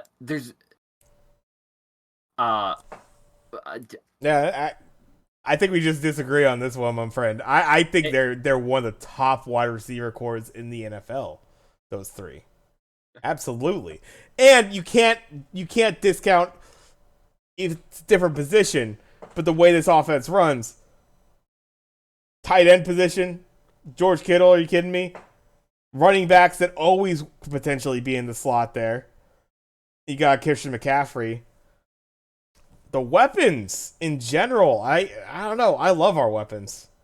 Juice, let's go. I don't know. I think their weapons are good, as far as the tight end. You got the options at running back. I just think they are missing one more real option at wide receiver. Really strong option. That's what the Bengals have, the Chiefs have, the Eagles have, is depth at that wide receiver position that the Niners just don't. I think that the hope was potentially you get Danny Gray involved, Ray McLeod. Ray McLeod's he's not a young guy anymore. No, but as far as a fourth, no reason. And Danny Gray was going to be your stretch, your guy to really just track meet guys down the field. I don't know. It's not glamorous every time, but I love what this team does and how they work within Kyle Shanahan's system. I think it's a good fit that's only gotten better. And with Brock Purdy back there slinging it, I think he really works well in this offense right now. He seemed to immediately have a good rapport with Ayuk, and it seemed to develop with Debo down the line. The only guy probably not was Juwan Jennings, but he's your third. It's not always going to be there. It's not going to be always part of your game plan. And Kittle obviously got way more looks in that offense when Brock Purdy took over. Christian McCaffrey, motherfucker's always going to make a mark, so I'm not even going to bring that into it. No, and don't get me wrong, I don't necessarily disagree with what you're saying. I just think when you look at the level of elite they are in right now, because I do think they are in, we're talking 5 teams right now, right? We're talking Bengals, Bills, Chiefs, Eagles, Niners. To me, that is the class of the NFL right now. When you're in that level, it's those small margins that could really kill you. And I just feel like really missing that third big playmaker on offense at that wide receiver position could hurt them in those tiny margins matter games. Yeah. Oh. I think it's team's going to look a little different going through this offseason here. I know Ayuk, I think Jennings actually is on free agency potentially as well. Ooh, I think how restricted. much money Right. So is some team? It is Juwan Jennings this season's guy who gets way too much money in the off season. I I really enjoyed Juwan Jennings on the team, so I hope I they like figure out a Juwan way. Jennings. Yeah. When I say that guy, I'm thinking 4 years, 84 million. I'm not going to name names here. We're not going to specific things or anything like that, but it has happened in past years. Right. I don't think at this point yet, but remains to Maybe the be teams seen. that somehow made the playoffs getting a guy that went 4 years, 84 million. Sure. Yeah. And then yeah, I don't know as far as this Niners team's concerned. I They're think really good. They're yeah, going to be fine. they'll get some of these guys back. Not everybody's going to be. It's not like a fucking Yeah. fire sale or whatever. They do No. have quite a No. few free agents coming up. Um, but I think they'll have the cap room as well to make that work. Yeah. Uh, It helps when you're not paying a quarterback that's a just it. boatload of money, right? Like they It's a got two quarterbacks who are going to be dirt cheap as far as quarterbacks are concerned. Bosa's getting that re up. Yeah. So I mean, you cover that. And you have great things like Trent Williams. I think I heard a little bit of a rumor as far as like, oh, might be retiring. Nope, he's sticking around. Robbie He's Gold. like, I ain't going nowhere. Robbie Gold gonna stick around. Not leaving. I'm not fucking leaving. Yeah, yeah. So I think. Yeah. I think pretty set on a lot of the pieces going forward, but it'll be interesting to see what they could do if a couple of these guys do go to the other teams. They found some nice diamonds in the rough. Some guys who are on maybe their second or third team that haven't had great careers to that point, and they make them. They give them that third, fourth job that really pays, but they have a couple of years with the Niners, sort of thing. So we'll see. DJ Jones.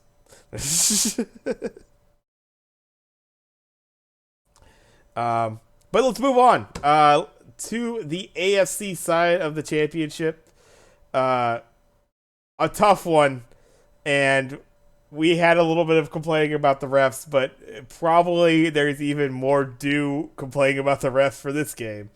Oh boy, was there. the Bengals going into KC to face off against the Chiefs, and Chiefs being able to take it on a closing field goal after a very unfortunate out of bounds unsportsmanlike conduct penalty that just I couldn't believe what the fuck I was seeing there. Oh man. But man, yeah, this one's was an interesting game to watch for sure. And damn if I'm not a little annoyed. I really was actually pulling for the Bengals to make this happen again, but yeah, I wasn't, because I felt like you talk shit, you get hit. That's what happened here. But yeah, the reffing was bad. Oh man.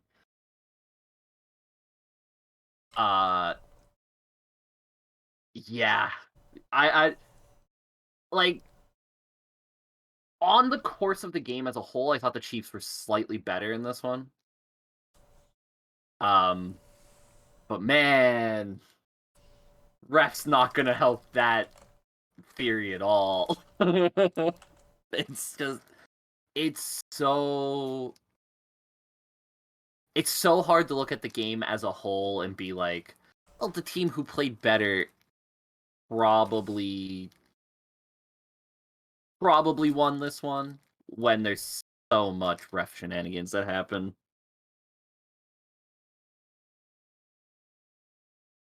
yeah, I think just the worst one, and after kind of like seeing how it broke down as far as why it happened, but the biggest one is going to be the redo Yeah, on third down. It didn't lead directly to a score, but whole like it extra was. plays and all sorts of things happened at that point. I was just like, I cannot fucking believe they're just gonna just wipe that shit out and just nope, that play didn't happen and just redo it again. Like this is the exact thing that is just perfect for Twitter fodder, and people are Yeah, just gonna go insane because he did this shit. and it's funny to me because like by the letter of the law, there was nothing inherently wrong with redoing that down, right? Right, If exactly, yeah. it's kind of like what happened to the Cowboys last year with the fucking oh why did the ref have to pick up the ball and why it's the rule. The ref had to stop them from snapping that ball. It's the rule. Right. There was nothing inherently wrong with the redo here either, but man, you're right. It just feeds into like Yeah. conspiracy. Ah, the Great script, job, man. It was NFL. in the script. Yeah. Uh, um, Yeah. but I don't know. With this game, it just felt in general like Casey will just kind of not be able to put on the gas sometimes. It's a very weird feeling. Like I feel like they could have at points run away with this game a little bit more. It just their offense just never clicked. Always just one score ahead and then kept the Bengals in it. And I was hoping for the Bengals to be able to take it. I found it very interesting that this is kind of how Casey has felt this entire time. They still get these wins, but it just like it's quite a work to get there. And this offense isn't quite clicking on the same rate. As much as I do like this Bengals defense, uh, just feels strange for this Chiefs team that hasn't before. They're playing it right to the end so many times. Yeah. I feel like saying like, ah, man, the Chiefs really should have put on the gas here. Really undersells a really strong Bengals defense that has been strong Oh all yeah, season, yeah, right? And it's not always as easy as like, why don't you just score 50 against them? The Bengals defense is really good, and they've been good all year at the bend don't break, right? They'll give you yards, but you don't always get points. So I just think this is what happens when two really good teams play each other sometimes. Gets kind of mucky, gets close. Even two teams with offenses as good as this, right? Every mistake is magnified. Every miscue it feels bigger. It's just it's the same way I felt about the uh, Bengals and Bills game before the game last week, where it's like, yeah, you got two really good teams playing each other. It's just gonna be one of those games where somebody's gonna win, somebody's gonna lose. I didn't really feel too much like, ah, man, the Chiefs really should have just put the pedal to the metal on this one. I it just I just felt like the Bengals kept it close because they're as good as the Chiefs. Just where we're at now. This is what the Bengals are. They are that level of team. yeah. I think again you have a situation where penalties play a pretty good Yep. role into it. Um, they can't be giving up 9 penalties. It's same thing with the Niners. As much as their situation was screwed, they still committed a shit ton of penalties. Yep. Not all of them were egregious. Like they kind of blew their cool a little bit as well. So is what it was. Um, and yeah, I guess for me it was the expectation that this team can kind of get it done with the run, the pass, like defense is pretty goddamn stacked. The Chiefs just felt like they're up 13-3, I think, early in that game. And I don't know. I suppose I do agree with you. I mean, in general, I do agree with you that the Bengals are just that team that's gonna compete at this level. Yeah. Chiefs just, I don't know. It's just a question. And granted, we're talking about all the way to the goddamn Super Bowl, so what the fuck am I to really question a team that's made it all the way there? But it's just like, damn, this Chiefs team has just played it so fucking close sometimes that it just bites you in the ass inevitably. It's like what happened to Vikings perhaps this season is that you play these close games, you're winning them, you're doing great, and it just takes kind of the one like the margin for error is just so close there that inevitably you fall on the other side of it. Uh, it makes it pretty spicy for the Super Bowl coming up. Considering I feel like the Eagles were a team that was able to just kind of let off the gas for an entire half, and the Chiefs have kind of played this a little bit closer than I would expect some games to be. So, very interesting going forward, I will say. I would argue the Chiefs have had a bit more tougher competition. In Sure. that the Niners game definitely would have been more competition if they had a quarterback by the end of that game or by the end of the first quarter. And First the Giants drive. and the Giants felt like a team that were just they had gone as far as they could. They were out of gas. Yeah. Right. Whereas the Chiefs play a Jaguars team that's young, hungry, just coming off of one of the biggest wins in franchise history because they haven't had many. And of course they keep it close. And then you play, in my opinion, the third best team in the league right now. Maybe the fourth. Like, the Bengals are maybe even the second, right? We'll see how this Right. Chiefs-Eagles Super Bowl goes. The Right. Bengals could realistically be the second best team in the NFL right now. Right? So I think the margin of victory in the playoff games could also come down to you kind of had different circumstances, right? The Right. NFC kind of fell the Eagles' way in a lot of ways, with the Giants knocking off Minnesota, which would have been a much more difficult game for them, I think. And then the Niners losing their quarterback in the first drive. Right? Things kind of broke their way, and the scores might make you think that the Eagles are this dominating force, whereas the Chiefs are just scraping by. But in reality, it's Eagles have gotten a bit of a break going through to the Super Bowl, and there could be a question of what's better here: to just skirt your way in and have the easy road, or to be a little bit battle tested.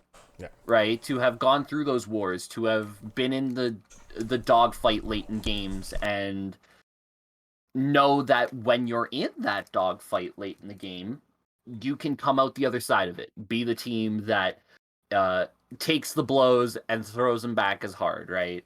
It's nice to be Ali and just bob and weave and everything's easy for you until you fight George Foreman, right? Until Foreman can take those punches, until he can throw them back, right? That is the worrying thing for me about the Eagles in that matchup is how will they handle a team who in front of them who is fighting back? It's been a while, honestly, since the Eagles have played a game against a really strong opponent.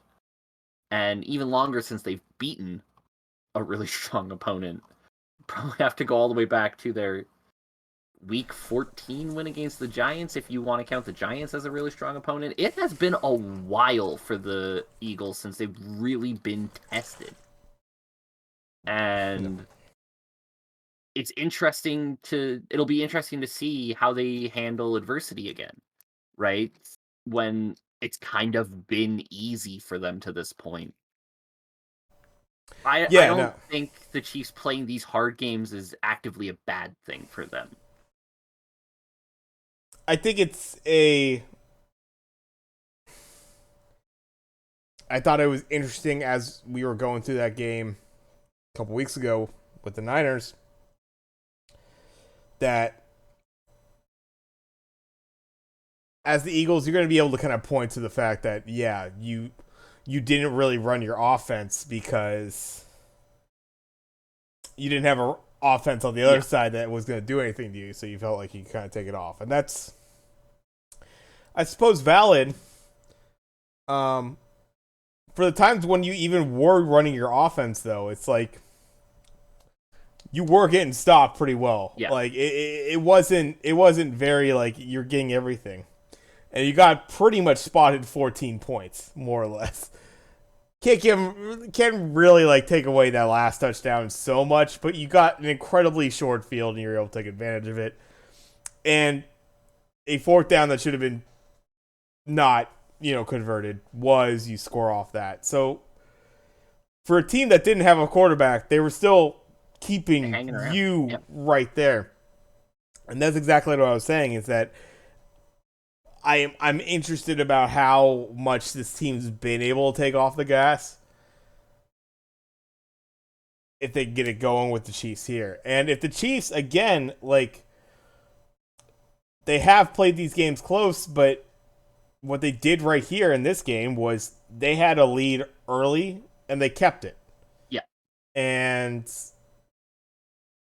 I suppose it's to your point, and it's a good point, as much as it's like kind of weird not seeing them pull away. Bengals a goddamn good team, and they were just able to keep it that step ahead the entire way. They have a good chance to win that game if they're able to do the same thing here. If for some reason the Eagles are coming out flat, Chiefs able to get out to that early 7-10 nothing lead. That's going to be really tough. As much as, that Eagles run game is good and all that, you could only go on that for so long. It's just like if that game keeps going that way to where they're a possession up, you start to really put this, the necessity on getting the ball downfield, potentially with throwing. Chiefs have been able to take advantage of that. Their defense does. They're fantastic as far as, going for picks. So, yeah, interesting as far as that goes. How this game is going to shake out in those first couple possessions for each team.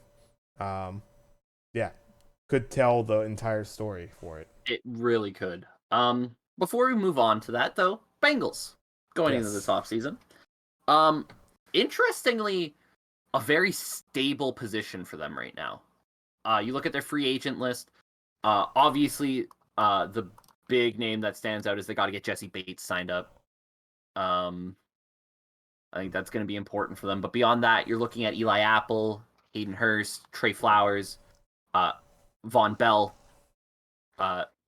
Strong players, but definitely not guys that you're going to have to break the bank for. Anything you think the Bengals really desperately need to add to this team to maybe take that next step? I say take that next step. They were in the Super Bowl last year, so it's not like they need to find a way to get there, but maybe to win one, right? Yeah, I think defensive backs always at a premium for these teams, so I don't think they would hurt themselves looking toward that. Defensive wise, I like a lot of their pieces, but yeah, that would probably be maybe one of the more main things. I don't think you would ever hurt yourself with this team, especially because they did have unfortunate injuries and that came across. Looking at offensive line to solidify some more depth there could never hurt for this team, given what it was a couple of years ago with that offensive line. And I'm not too, because I believe at least P. Ryan is a free agency or going into free agency coming up. I believe Joe Mixon is still going to be around. But kind of interesting with their running back core is that I think we've kind of gotten used to those guys for the last couple of years here, and they might have a little bit of shakeup on that. So I'm kind of interested in because this is a team that you're going to want to run the ball as this squad. So if you do need to bring in another backup, or if you're able to renegotiate this with P. Ryan, Might be something to look to as well. Joe Mixon and Joe Burrow are both club options next year. Mm-hmm. Both will likely be picked up, so you're probably 2 years away from that. P Ryan, it looks like is also 2025. Oh wow, okay. So Yeah, never mind. they're pretty solid through the next couple of years. Wow. Like, Tyler Boyd is going to be the big one next season Hmm. that they'll have to deal with, but I don't see any reason they can't find a way to get that done. Reeder and Hendrickson also both free agents in 2024, which are going to be big ones. But pretty solid actually as far as stability goes when you compare it to like a lot of teams in this position where it's like, oh god, we're going to have to replace 8 to 10 starters or find a way to bring them back. They're not really in that spot right now. They're pretty short up for the next couple years. Wow. Yeah. Um I guess so. you hit the nail on the head for me. I think cornerback is a place where they could really look to add, right? I think Eli Apple takes way too much criticism for the job he does. I think he's very solid, but if you get the right person pop up that you can maybe bring in, make Eli Apple your two, then I think he's even better. I'm right there with you. That's what I think is that you Yeah, keep him in there. He's a great veteran presence for you in there, but it almost feels like maybe even a Richard Sherman toward like the end of his career, that sort of thing. It's like you yeah, really need that to have that guy always facing up against the ones. yeah. If you could make that work somehow, if you could really get a dominant one, there are very few and far between. But I think if you have a place to look to spend some money, That's just it. You're because you are so solid, right? There's not a ton of turnover needed here. You're not going to need to bring in a whole bunch of guys to replace starters. You can really just use whatever cap room you have and hit one home run, right? Uh, like I said, Jesse Bates you're going to need to re-sign, but I imagine you get that done for a respectable number, but not a backbreaking number, right? Same thing with Von Bell. I think they both get paid a decent amount of money, but nothing that's gonna hinder you going forward. You still have Joe Burrow on that rookie contract, so there's probably gonna be a little bit of cap room for you there to go out and really just like I said, you don't need to spend it on 6, 7, 8 positions. If you can hit that home run in that one position, I don't know what the free agent class looks like for cornerbacks this year. Um, if you can really find that guy at corner, uh, Marcus Peters is a free agent this year. Um, right, that that's the name that stands out here. The cornerback class beyond that doesn't blow your mind. It's Bradley Roby, who, like, at that point is Roby an upgrade on Eli Apple or a significant one at that, right? So yeah. it would be like a Marcus Peters, right? If you can swing that home run, get Marcus Peters in, and then Eli Apple's your two, Trey Flowers is your three. That's a solid cornerback core now, right? It goes from being a cornerback core where everybody's going to point to Eli Apple again despite what we say about him, it's still a thing. Twitter fucking hates Eli Apple. um, Now all of a sudden it's this great strength of a team, right? So that was the one place I thought, right, if you can really shore up corner and just really solidify that, I think this team's gonna be fine, right? They're like, but that's the thing I'm talking about here, right? Is there's not really much else. It's kind of similar to what I was talking about with the Niners, right? It's like you'd like to add another receiver to really add that big threat. But again, grasp me at straws because you do have Debo Samuel and Brandon Ayuk. In this case, yeah, sure, add another corner. If you have to go back with Eli Apple and Trey Flowers, you are fine. But if you can add another one, that'd be great. Yeah, exactly. Um, and you know, you're in the flexible position. I mean, free agency, you're going to be seeking out some guys, but you're not going to be overpaying guys most likely, Yep. and your draft's going to work a little bit differently to where you just might be looking at the best player available. Yeah. And you have that luxury. So, interesting off Or season for them going forward for sure. also because you don't need a ton. Maybe you package a couple guys together or a couple picks together rather to trade up a little bit to maybe if there's a cornerback out there that you really like, maybe you attack that in the draft instead of drafting multiple positions, right? Because you don't really need to. They have options, is what I'm trying to say here. Tons of options. Options. They do. But yeah, it was a despite the the controversies and such, pretty entertaining AFC Championship game. And then the lead in to our Super Bowl predictions. Second year in a row we done it. Yeah, all right, second year. See how we do. I will say also before we leave the championship games, Craig called it perfectly with the two teams. Unfortunately, I swung and missed twice as I picked the two underdogs. Craig picked the chalk, the two 1 seeds. Pick the less fun Super Bowl. Oh yeah, no, it's this. Cincy, San Francisco would have been Niners and Bengals. fire. Cincy getting their rematch against the Niners, with the Niners having a 7th round draft pick rookie. Oh, that would have been a much better story, but alas. Here we are. But we got the Kansas City Chiefs as your away team going in to Arizona, the State Farm Stadium, where the Eagles will play your home team. 14-3 for both teams on the year.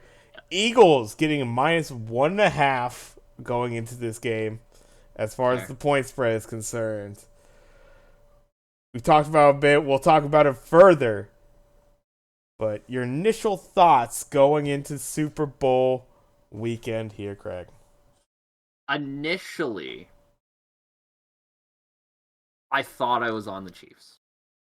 When I first looked at this game, I thought, just feel like Mahomes has this, right? He's playing well. That Chiefs offense just has the. And then I started to think about this game, and I started to really think about this game. And this feels like the kind of game where a couple of defensive stops might play a huge factor. So what defense do I trust more here? I think I got the Eagles because of that. I think I got the Eagles defense to make a couple of big plays, a couple big Hassan Reddick sacks, a couple big defensive stops. Just those couple of plays in a Super Bowl that change a game. I think the Eagles defense has that in this one. Okay. Mark it down. Philly. Now, the additional question. Gotta ask it. Because it's Super Bowl. What's the score? Eagles beat the Chiefs 28-24.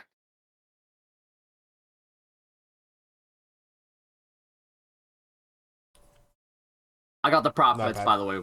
We're doing that later. Don't worry. Perfect. I got him. I got him. For me, going into this one, I have to say I felt a little bit of the same thing. Initial feeling, just the Chiefs, just because been there before. Like a team that seems to rise to the occasion. As much as they've played it close, they keep winning these fucking games. Eagles also, level of competition and just the weird way that they were able to play their entire last game along with a week off. You all of a sudden find yourself maybe out of sync for playing football. And I think I gotta still stick with that. Oh, okay. You got the Chiefs. So I got the Kansas City Chiefs taking this one. And it feels so wrong to pick the Chiefs, but it's not like I want to pick the Eagles either. Gotta be honest. But Tap, what's the score? But what's the score? What's the score? Score being 31-24. Chiefs win. Chiefs by a tutty. By a tutty. 4 tutties and a field goal for the Chiefs. 3 tutties and a field goal for the Eagles. What you're getting out of this podcast, if you're listening, is the losing score is going to be 24. If you're in one of those, we really feel strongly about the 24. Yes. If you're in one of those, is that a prop pools, bet? Well, there's those pools, right, where you pick the score, the winning score, and the losing score. If you're in one of those pools, 24 is your losing score. Hit that one. Yes. All right. I'm bringing up the prop bets too, because this is always spicy. This is where we go. So Tap, I'll start you off with an easy one. Heads or tails? Tails never fails. But for the 5 past coin tosses have landed Sorry, head. we're due. We're due. That's way too many. No, it's got no. Yeah. Coin flip, you gotta love it just because it's just the absolute fucking. It's a coin flip and nothing funnier.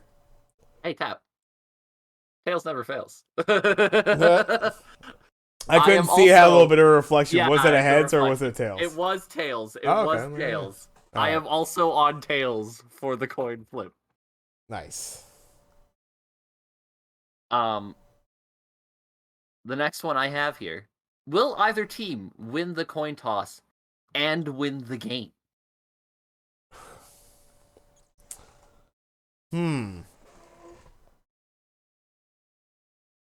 Win coin toss, win the game. I would bet yes on that. Here's the interesting stats for this. The coin toss winners are 0-8 in the last 8 Super Bowls. Dude. That is a big do for them. I am all with you on this one. If I'm betting on the Eagles to win the game, they are also winning this coin toss. For sure.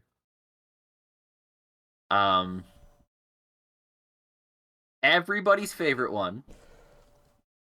Colors the Gatorade. There we go. I was looking at this.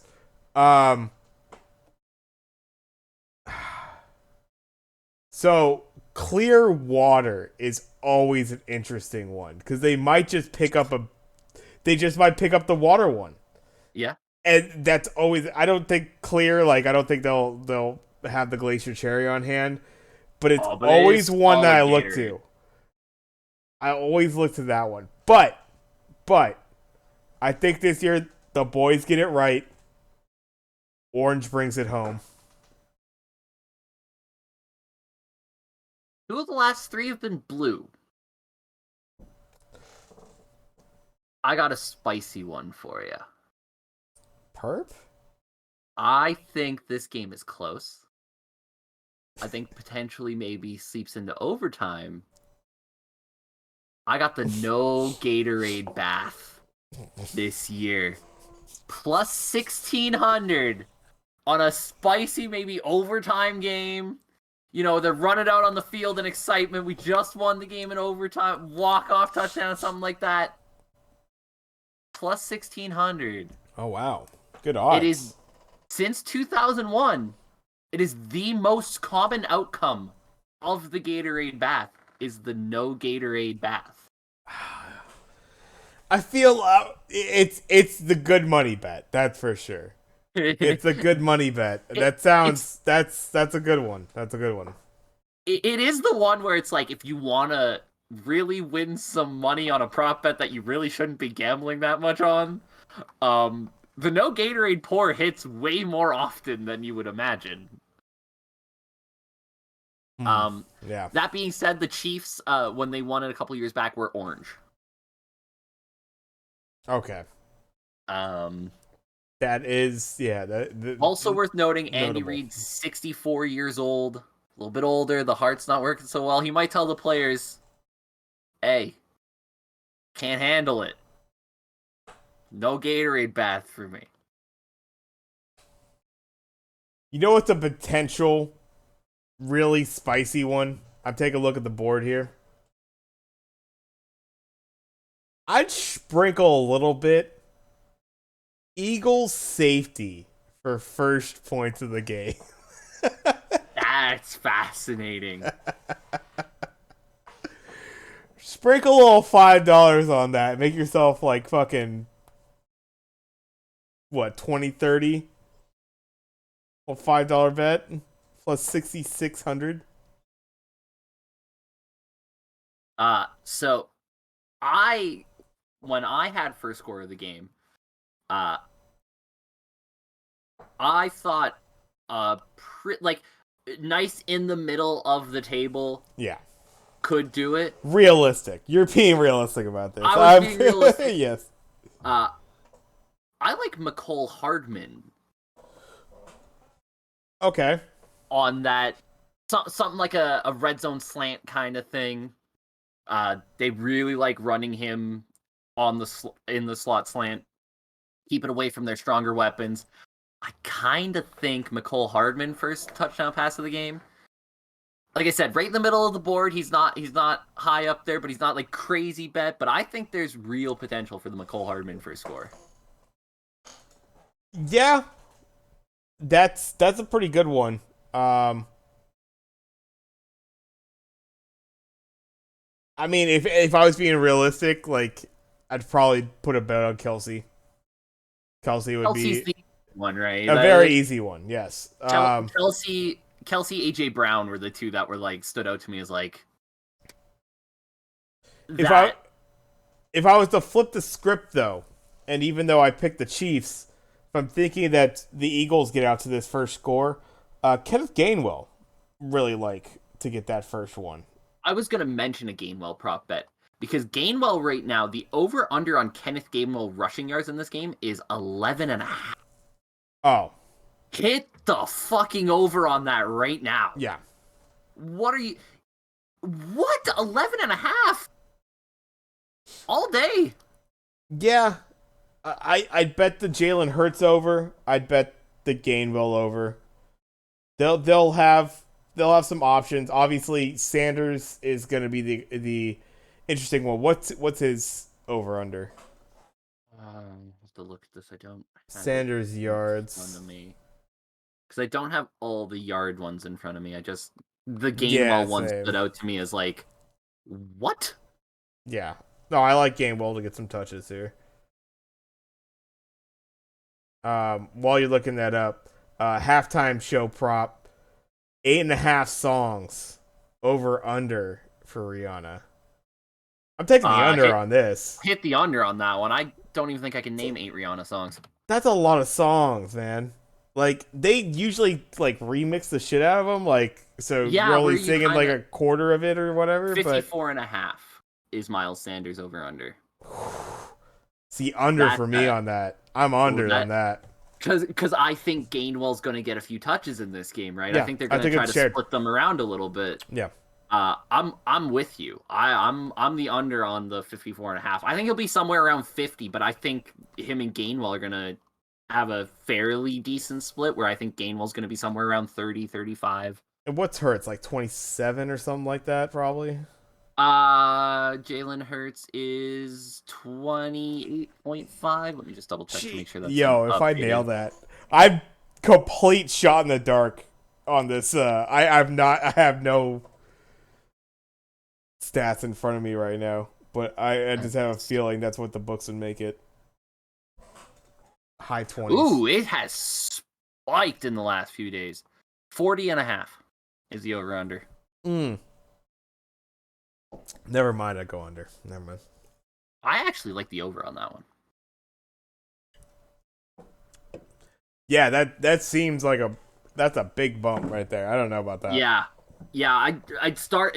I think it started low and then has kind of really exploded when people were like, "What are you doing with this?" Yeah. Definitely under on the 8 songs. Unless they okay, so hold on. Are they gonna count it where like you do the remix where you sing like 5 songs at once, then break into another song? Oh, oh, hold on. If Give me like the over on the 8 songs. yeah, 8.5. You gotta get to Oh, 9. so You it's gotta get gotta to get to 9. 9. Staying under. Staying under. Oh, he said the 9. Here's the thing. I was banking on Ooh. an 8 push. I was banking on an 8 push. If it was 8.5, I don't think they're getting a 9. Staying under. Um, one of the better, uh, since we're in the halftime prop bets, one of the better races for first song performed that we've seen in a while. Last year was a given. California Love was always going to lead. I had some underdogs in that one. Unfortunate. I try to go deep. I try to go deep into the album. We have Let's see it. 3 songs within about $1 of each other, which is Diamonds, Don't Stop the Music, and We Found Love.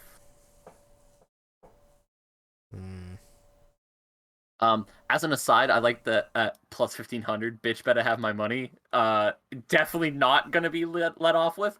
Doubt it's even played. So But this is interesting. I'm seeing way different. I got FanDuel at -200 for bitch better have my money.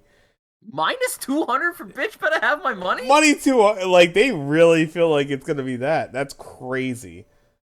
There's no way that's the -200.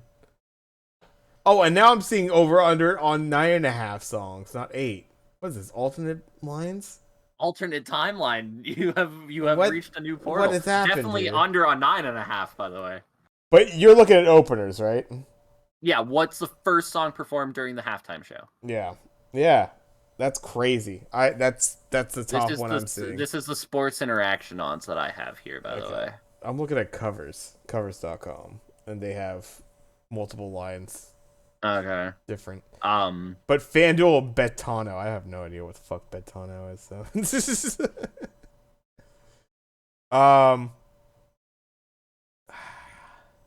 They First generally song. like to start up tempo, which makes me think Don't Diamonds.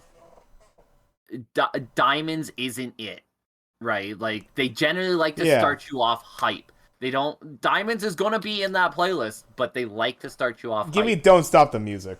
Don't Stop the Music's a fair one. Yeah. We Found Love, I think, is also. Yeah. And I think I Umbrella. like Don't Stop the Music. Umbrella gonna be in there, but that's not gonna be. I don't think a beginner or an end. So that Umbrella's out of there for me. Closer. Closer is an interesting one. I don't know if you've seen those. Diamonds at the top for that. I don't know about that. Run This Town. Run This Town is gotta close, right? Yeah, that's huge. Hammer that. Run This Town is gotta close. Guest appearances during the halftime show. Oh my! Wait, where's this is another sports interaction one. We have a few interesting ones here. Jay-Z, obviously heavy favorite. He's going to be there. Calvin Harris for the We Found Love, obviously probably going to be there. I really like a sexy plus 250 on a Kendrick Lamar appearance. I do think Kendrick Lamar happens. Kanye West is at plus 400. Seems a little bit risque right now. I don't think you go with Kanye. No. Paul McCartney at plus 500 could be interesting play as well. Give me Future at plus 900. Absolutely. Eminem plus 275 is also definitely going to be there, right? They're doing Love the Way You Lie. Oh, yeah, okay. Right? Yeah. Right? They're definitely doing Love the Way You Lie. I like I do like Kendrick Lamar at plus 250 to make an appearance. Yeah. But now that I see Eminem at plus 2, they're definitely doing Love the Way You Lie. Yeah, Eminem at plus 275. That's my hammer. They got to do Love the Way You Lie. Yeah. And then We'll go final one just for the fun. Rhianna hair color is another prop bet. This is severely stacked toward one way, but you could go with something off, some color of the rainbow, and you get some good odds. I don't have the Rhianna hair color odds. Give me red. Red at plus 900, your third best option. Give me red. Black at minus 1,000. That's the gimme. That's the layup. No. Blonde, your number 2 at plus 600. Blonde? Yeah, red. Red-haired Rhianna was kind of the shit, man. Red at 900, pink at 1,000, purple at 1,000, blue at 1,500 there. I like purple, honestly. Purple keeps it black neutral, with like a little bit of color. Yeah. You stay neutral to the game as well. You don't lean into the game, right? Purple, you stay out of the team selection, whereas with red, you obviously have some Chiefs bias there. But let's get into the real stuff. To the game. Enough of this Rhianna stuff. Whose mom will be shown first? Whose wife will be shown first? Donna Kelsey or Brittany Mahomes? Oh, Donna Kelsey. Absolutely. Hammer that. Minus 750. Brittany Mahomes plus 242. Donna Kelsey going to be showed like 4 times in the pregame. Okay. On the coin flip. So, on to that. When will Donna Kelsey be first shown after the kickoff? First quarter is your best bet, plus 160. Then fourth quarter, plus 165. Second quarter, plus 300. Third quarter, plus 350. First quarter, right? Yeah. It's got to be first quarter. The first time Travis Kelsey makes a catch, they're cutting to her. Yeah. So the question is going to be, when do you think Travis Kelsey has his first catch? Yeah, something like that. That's the most likely. There was one more musical based one I wanted to talk about before we get to the godfather of prop bets, which is who will be mentioned first. But national anthem over under 126.5 seconds. Under.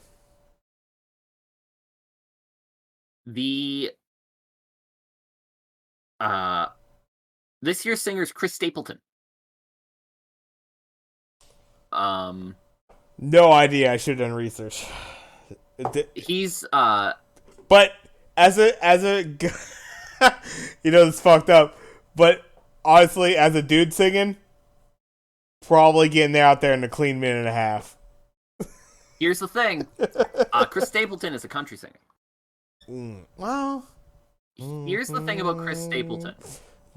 Maybe. He is the slowest concert of all time. He once did a rendition of Tennessee Whiskey, which is a 4.5-minute song or so, for 8.5 minutes. Hammer the over. Shit. This guy's going crazy. See, this is what happens when you do it through the research. This guy's going crazy on this. Not only over 126 seconds, I'm thinking he goes over 135 seconds. This guy's going forever. 126 seconds would be 2 minutes and 6 seconds. Only 6 artists have ever gone over 206, Beyonce being the last one. Okay. So it seems like Vegas knew what they were doing with this one. Yeah, this man. See, this guy draws it out. Absolute sucker, because I would just bet the under just naturally. It's like, nah, no way someone sings fucking Anthem for 2 minutes. Nope, apparently. Guy, over. I got some more like less fun ones here of like anytime scores and stuff like that, but I think there's 2 more we need to talk about. How about do you have a surprise touchdown? I mean, I guess maybe Gainwell is kind of a surprise. Hardman, not necessarily a huge chance for that either. Any surprise maybe player as far as getting a touchdown that you would call out? Um, there is, and I gotta pull up the odds here so that I can, because I did have it written down, but I don't have the anytime scorer odds up. I'll tell you mine right now, right off the bat. Kadarius Toney getting a touchdown in this game. I think there's a real chance for it. Um, I like anytime scorer touchdown for Sky Moore. Okay. Yeah, yeah. I don't know what his odds are right now. Um,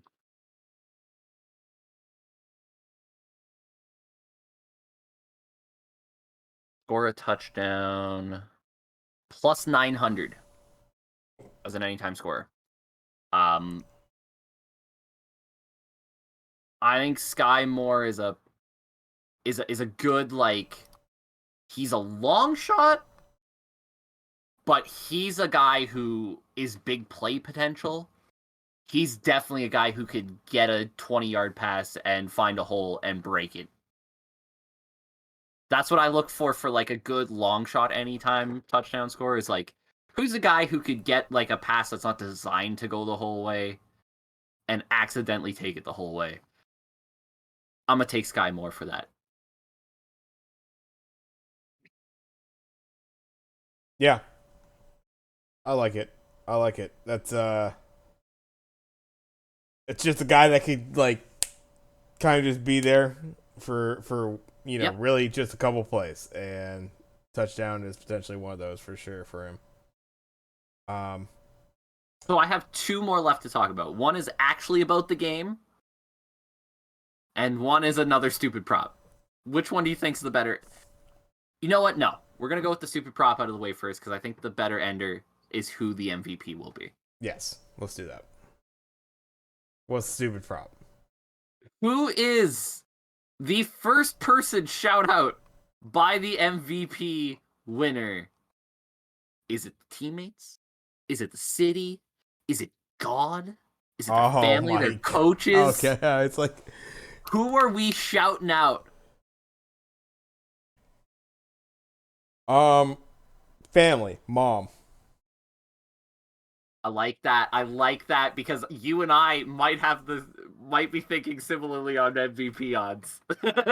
Potentially. um cuz I had a Chiefs MVP in mind, and I think we have the same one if you're saying mom.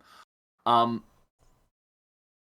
I know Jalen Hurts is a very religious man.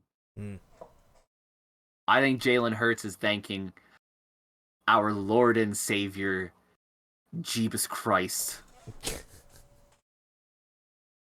I think I'm gonna take religion on this one. Damn.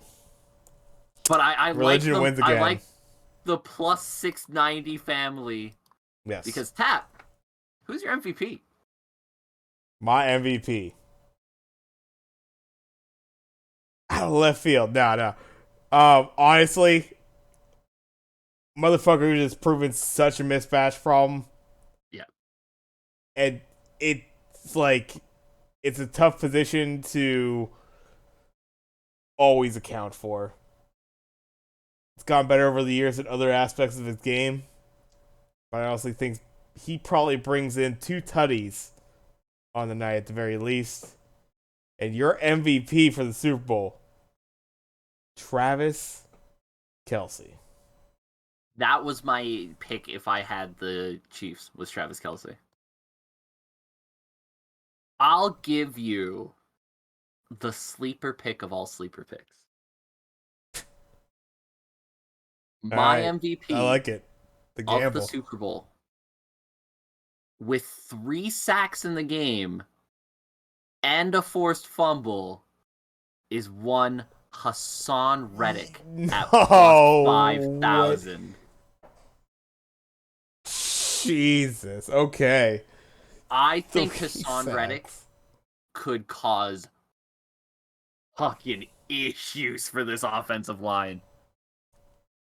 I think he's in the backfield a lot. He had 2 last week.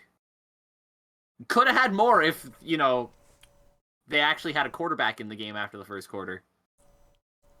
I think he's feeling it. I think he's feeling good. I think he's getting in the backfield a lot. He's causing Mahomes problems. Hassan Reddick. Man.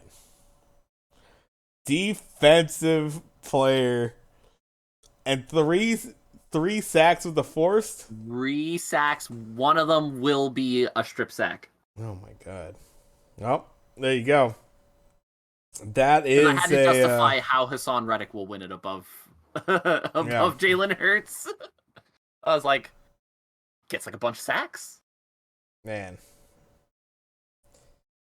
Spicy. I didn't want to say Jalen Hurts. It wasn't fun. And so in my head, if the Eagles win this, right? Right. And their offense plays well, it's going to be Hurts.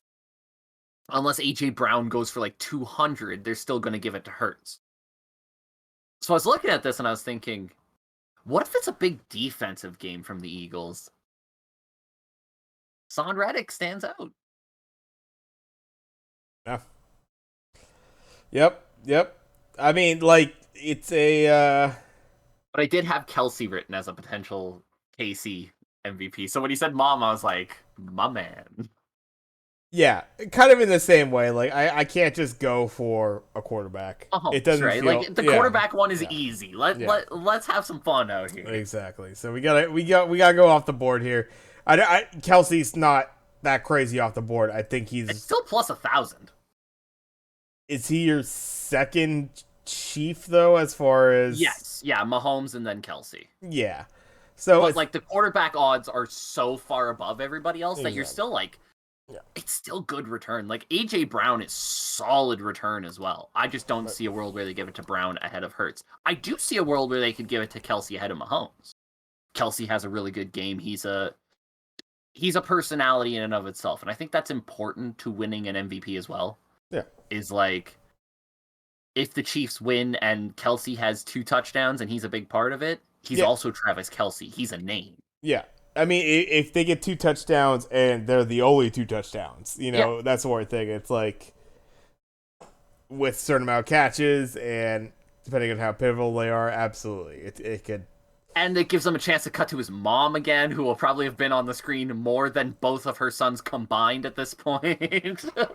and then you have to think about it. It's I'm trying to think of potentially last tight ends that could have ever won that. Gronk won one, right? Yeah.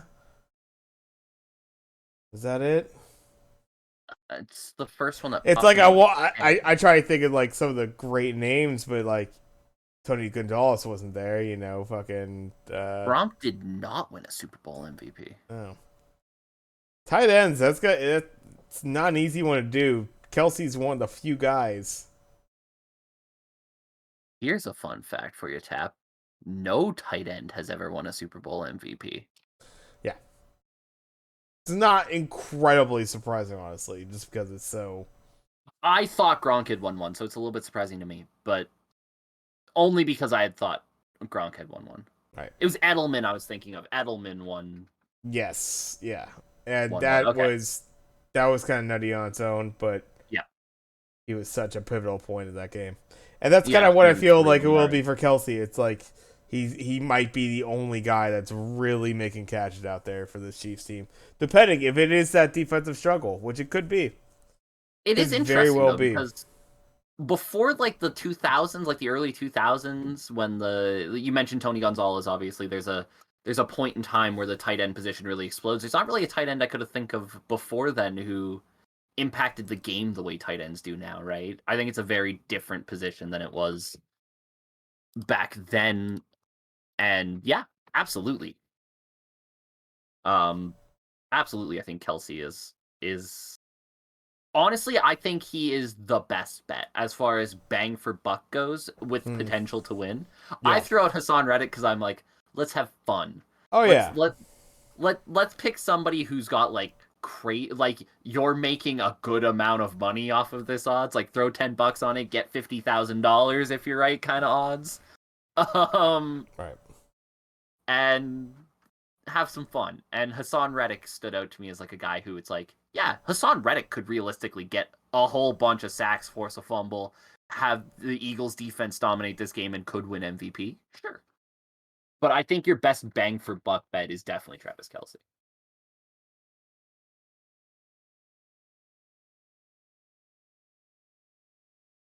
Felt like it was a good bet, so. Sounds like a good slate right there. Some good prop bets on the board. Always the spicy ones as far as the halftime show, Gatorade colors. Yeah.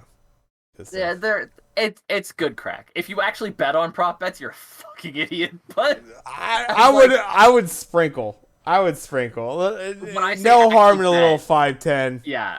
When I say actually bet, I mean the people who are like, I got like $500 put off to the side to throw on some prop bets. Nah, you're doing it wrong. Yeah. Throw $10 on something stupid, see if it hits for a good time. And if you win, exactly, that goes pretty much right back to the casino or something, but whatever. It's like it's all good time, dude. I might throw a tenner on Hassan Reddick for the fun of it. There you go. But yeah, awesome. Good stuff. We got our bets in as far as the game is concerned. Again, covering that. Craig got Philly winning against Kansas City 28-24. I got Kansas City taking against Philly 31-24. 24, you're losing score. You got the prop bets right there. And yeah, this is should be a fun one on Sunday. I probably will be around actually, watching the game at home. We'll also probably be around. My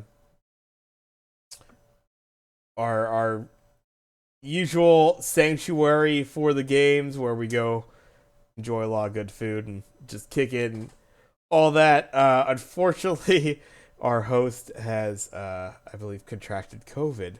So, the worst possible time. Super Bowl party has been kind of canceled.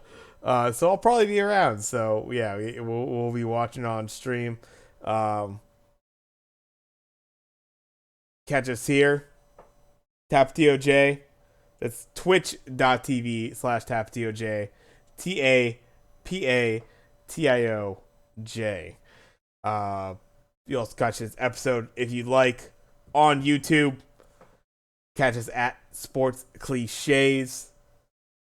You can also catch. I will have up tomorrow. I promise. I'm not waiting 2 weeks. It will be up tomorrow. We got a blog on the way. sportscliches.ca/blog. I'll be honest. I've hit a bit of a mental block on the blog at the moment.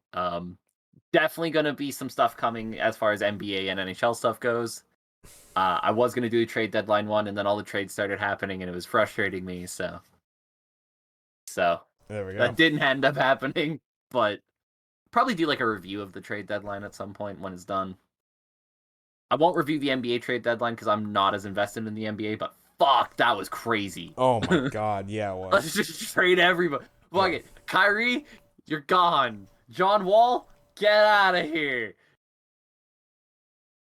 Oh, what's that? You think we're done? Oh, I'm sorry. Yeah, we traded Kevin Durant too. Bye. Yeah, that KD the Suns, that's insane. Man, that team is stacked. Oh my god, Devin Booker and Kevin Durant on that team. Yeah. Woo! It's not even counting DeAndre Ayton and oh my god. Yeah. Yeah, but I think that does it for me for the night. Anything else you want to hit on before we call it right there? I am done and good, I believe. Awesome. Well, looking forward to it. You can catch me live while we watch the Super Bowl together. That'll be on Sunday. Of course, I'll be around still tonight playing some games. Be on tomorrow as well playing some games. So we'll be chilling all weekend. But yeah, looking forward to it. Should be a fun one. And, you know, it's unfortunate. Obviously, there's going to be some disappointment. at the same time, there's also a nice little kind of like stress-free feeling Yeah, watching a Super Bowl and you don't have the team involved because you just kind of get to watch the football and not I be hardly know that feeling. screaming at your fucking monitor. So that's where we'll be. Should be a fun one. But yeah, we'll call it there for Yep. the evening. I'm Jay. That's Craig. Thank you all for joining us. We'll be back potentially, probably wrap it up next Friday. Probably do a wrap up next Friday. Yeah, and we'll try to figure out what we'll be doing in the off season here. All of a sudden we have USFL and XFL to also cover. So spring Draft football right Special around the 2 corner, is baby. coming. Josh Gordon get back in the league. Let's go. I'm so excited for like the spring football season 2. Hell yeah. We will pick our favorites for the spring football league. We'll give you the best prop bets right here on the Sports Cliches podcast. Thank you all for joining us. Have a good night. See you next time. Deuces.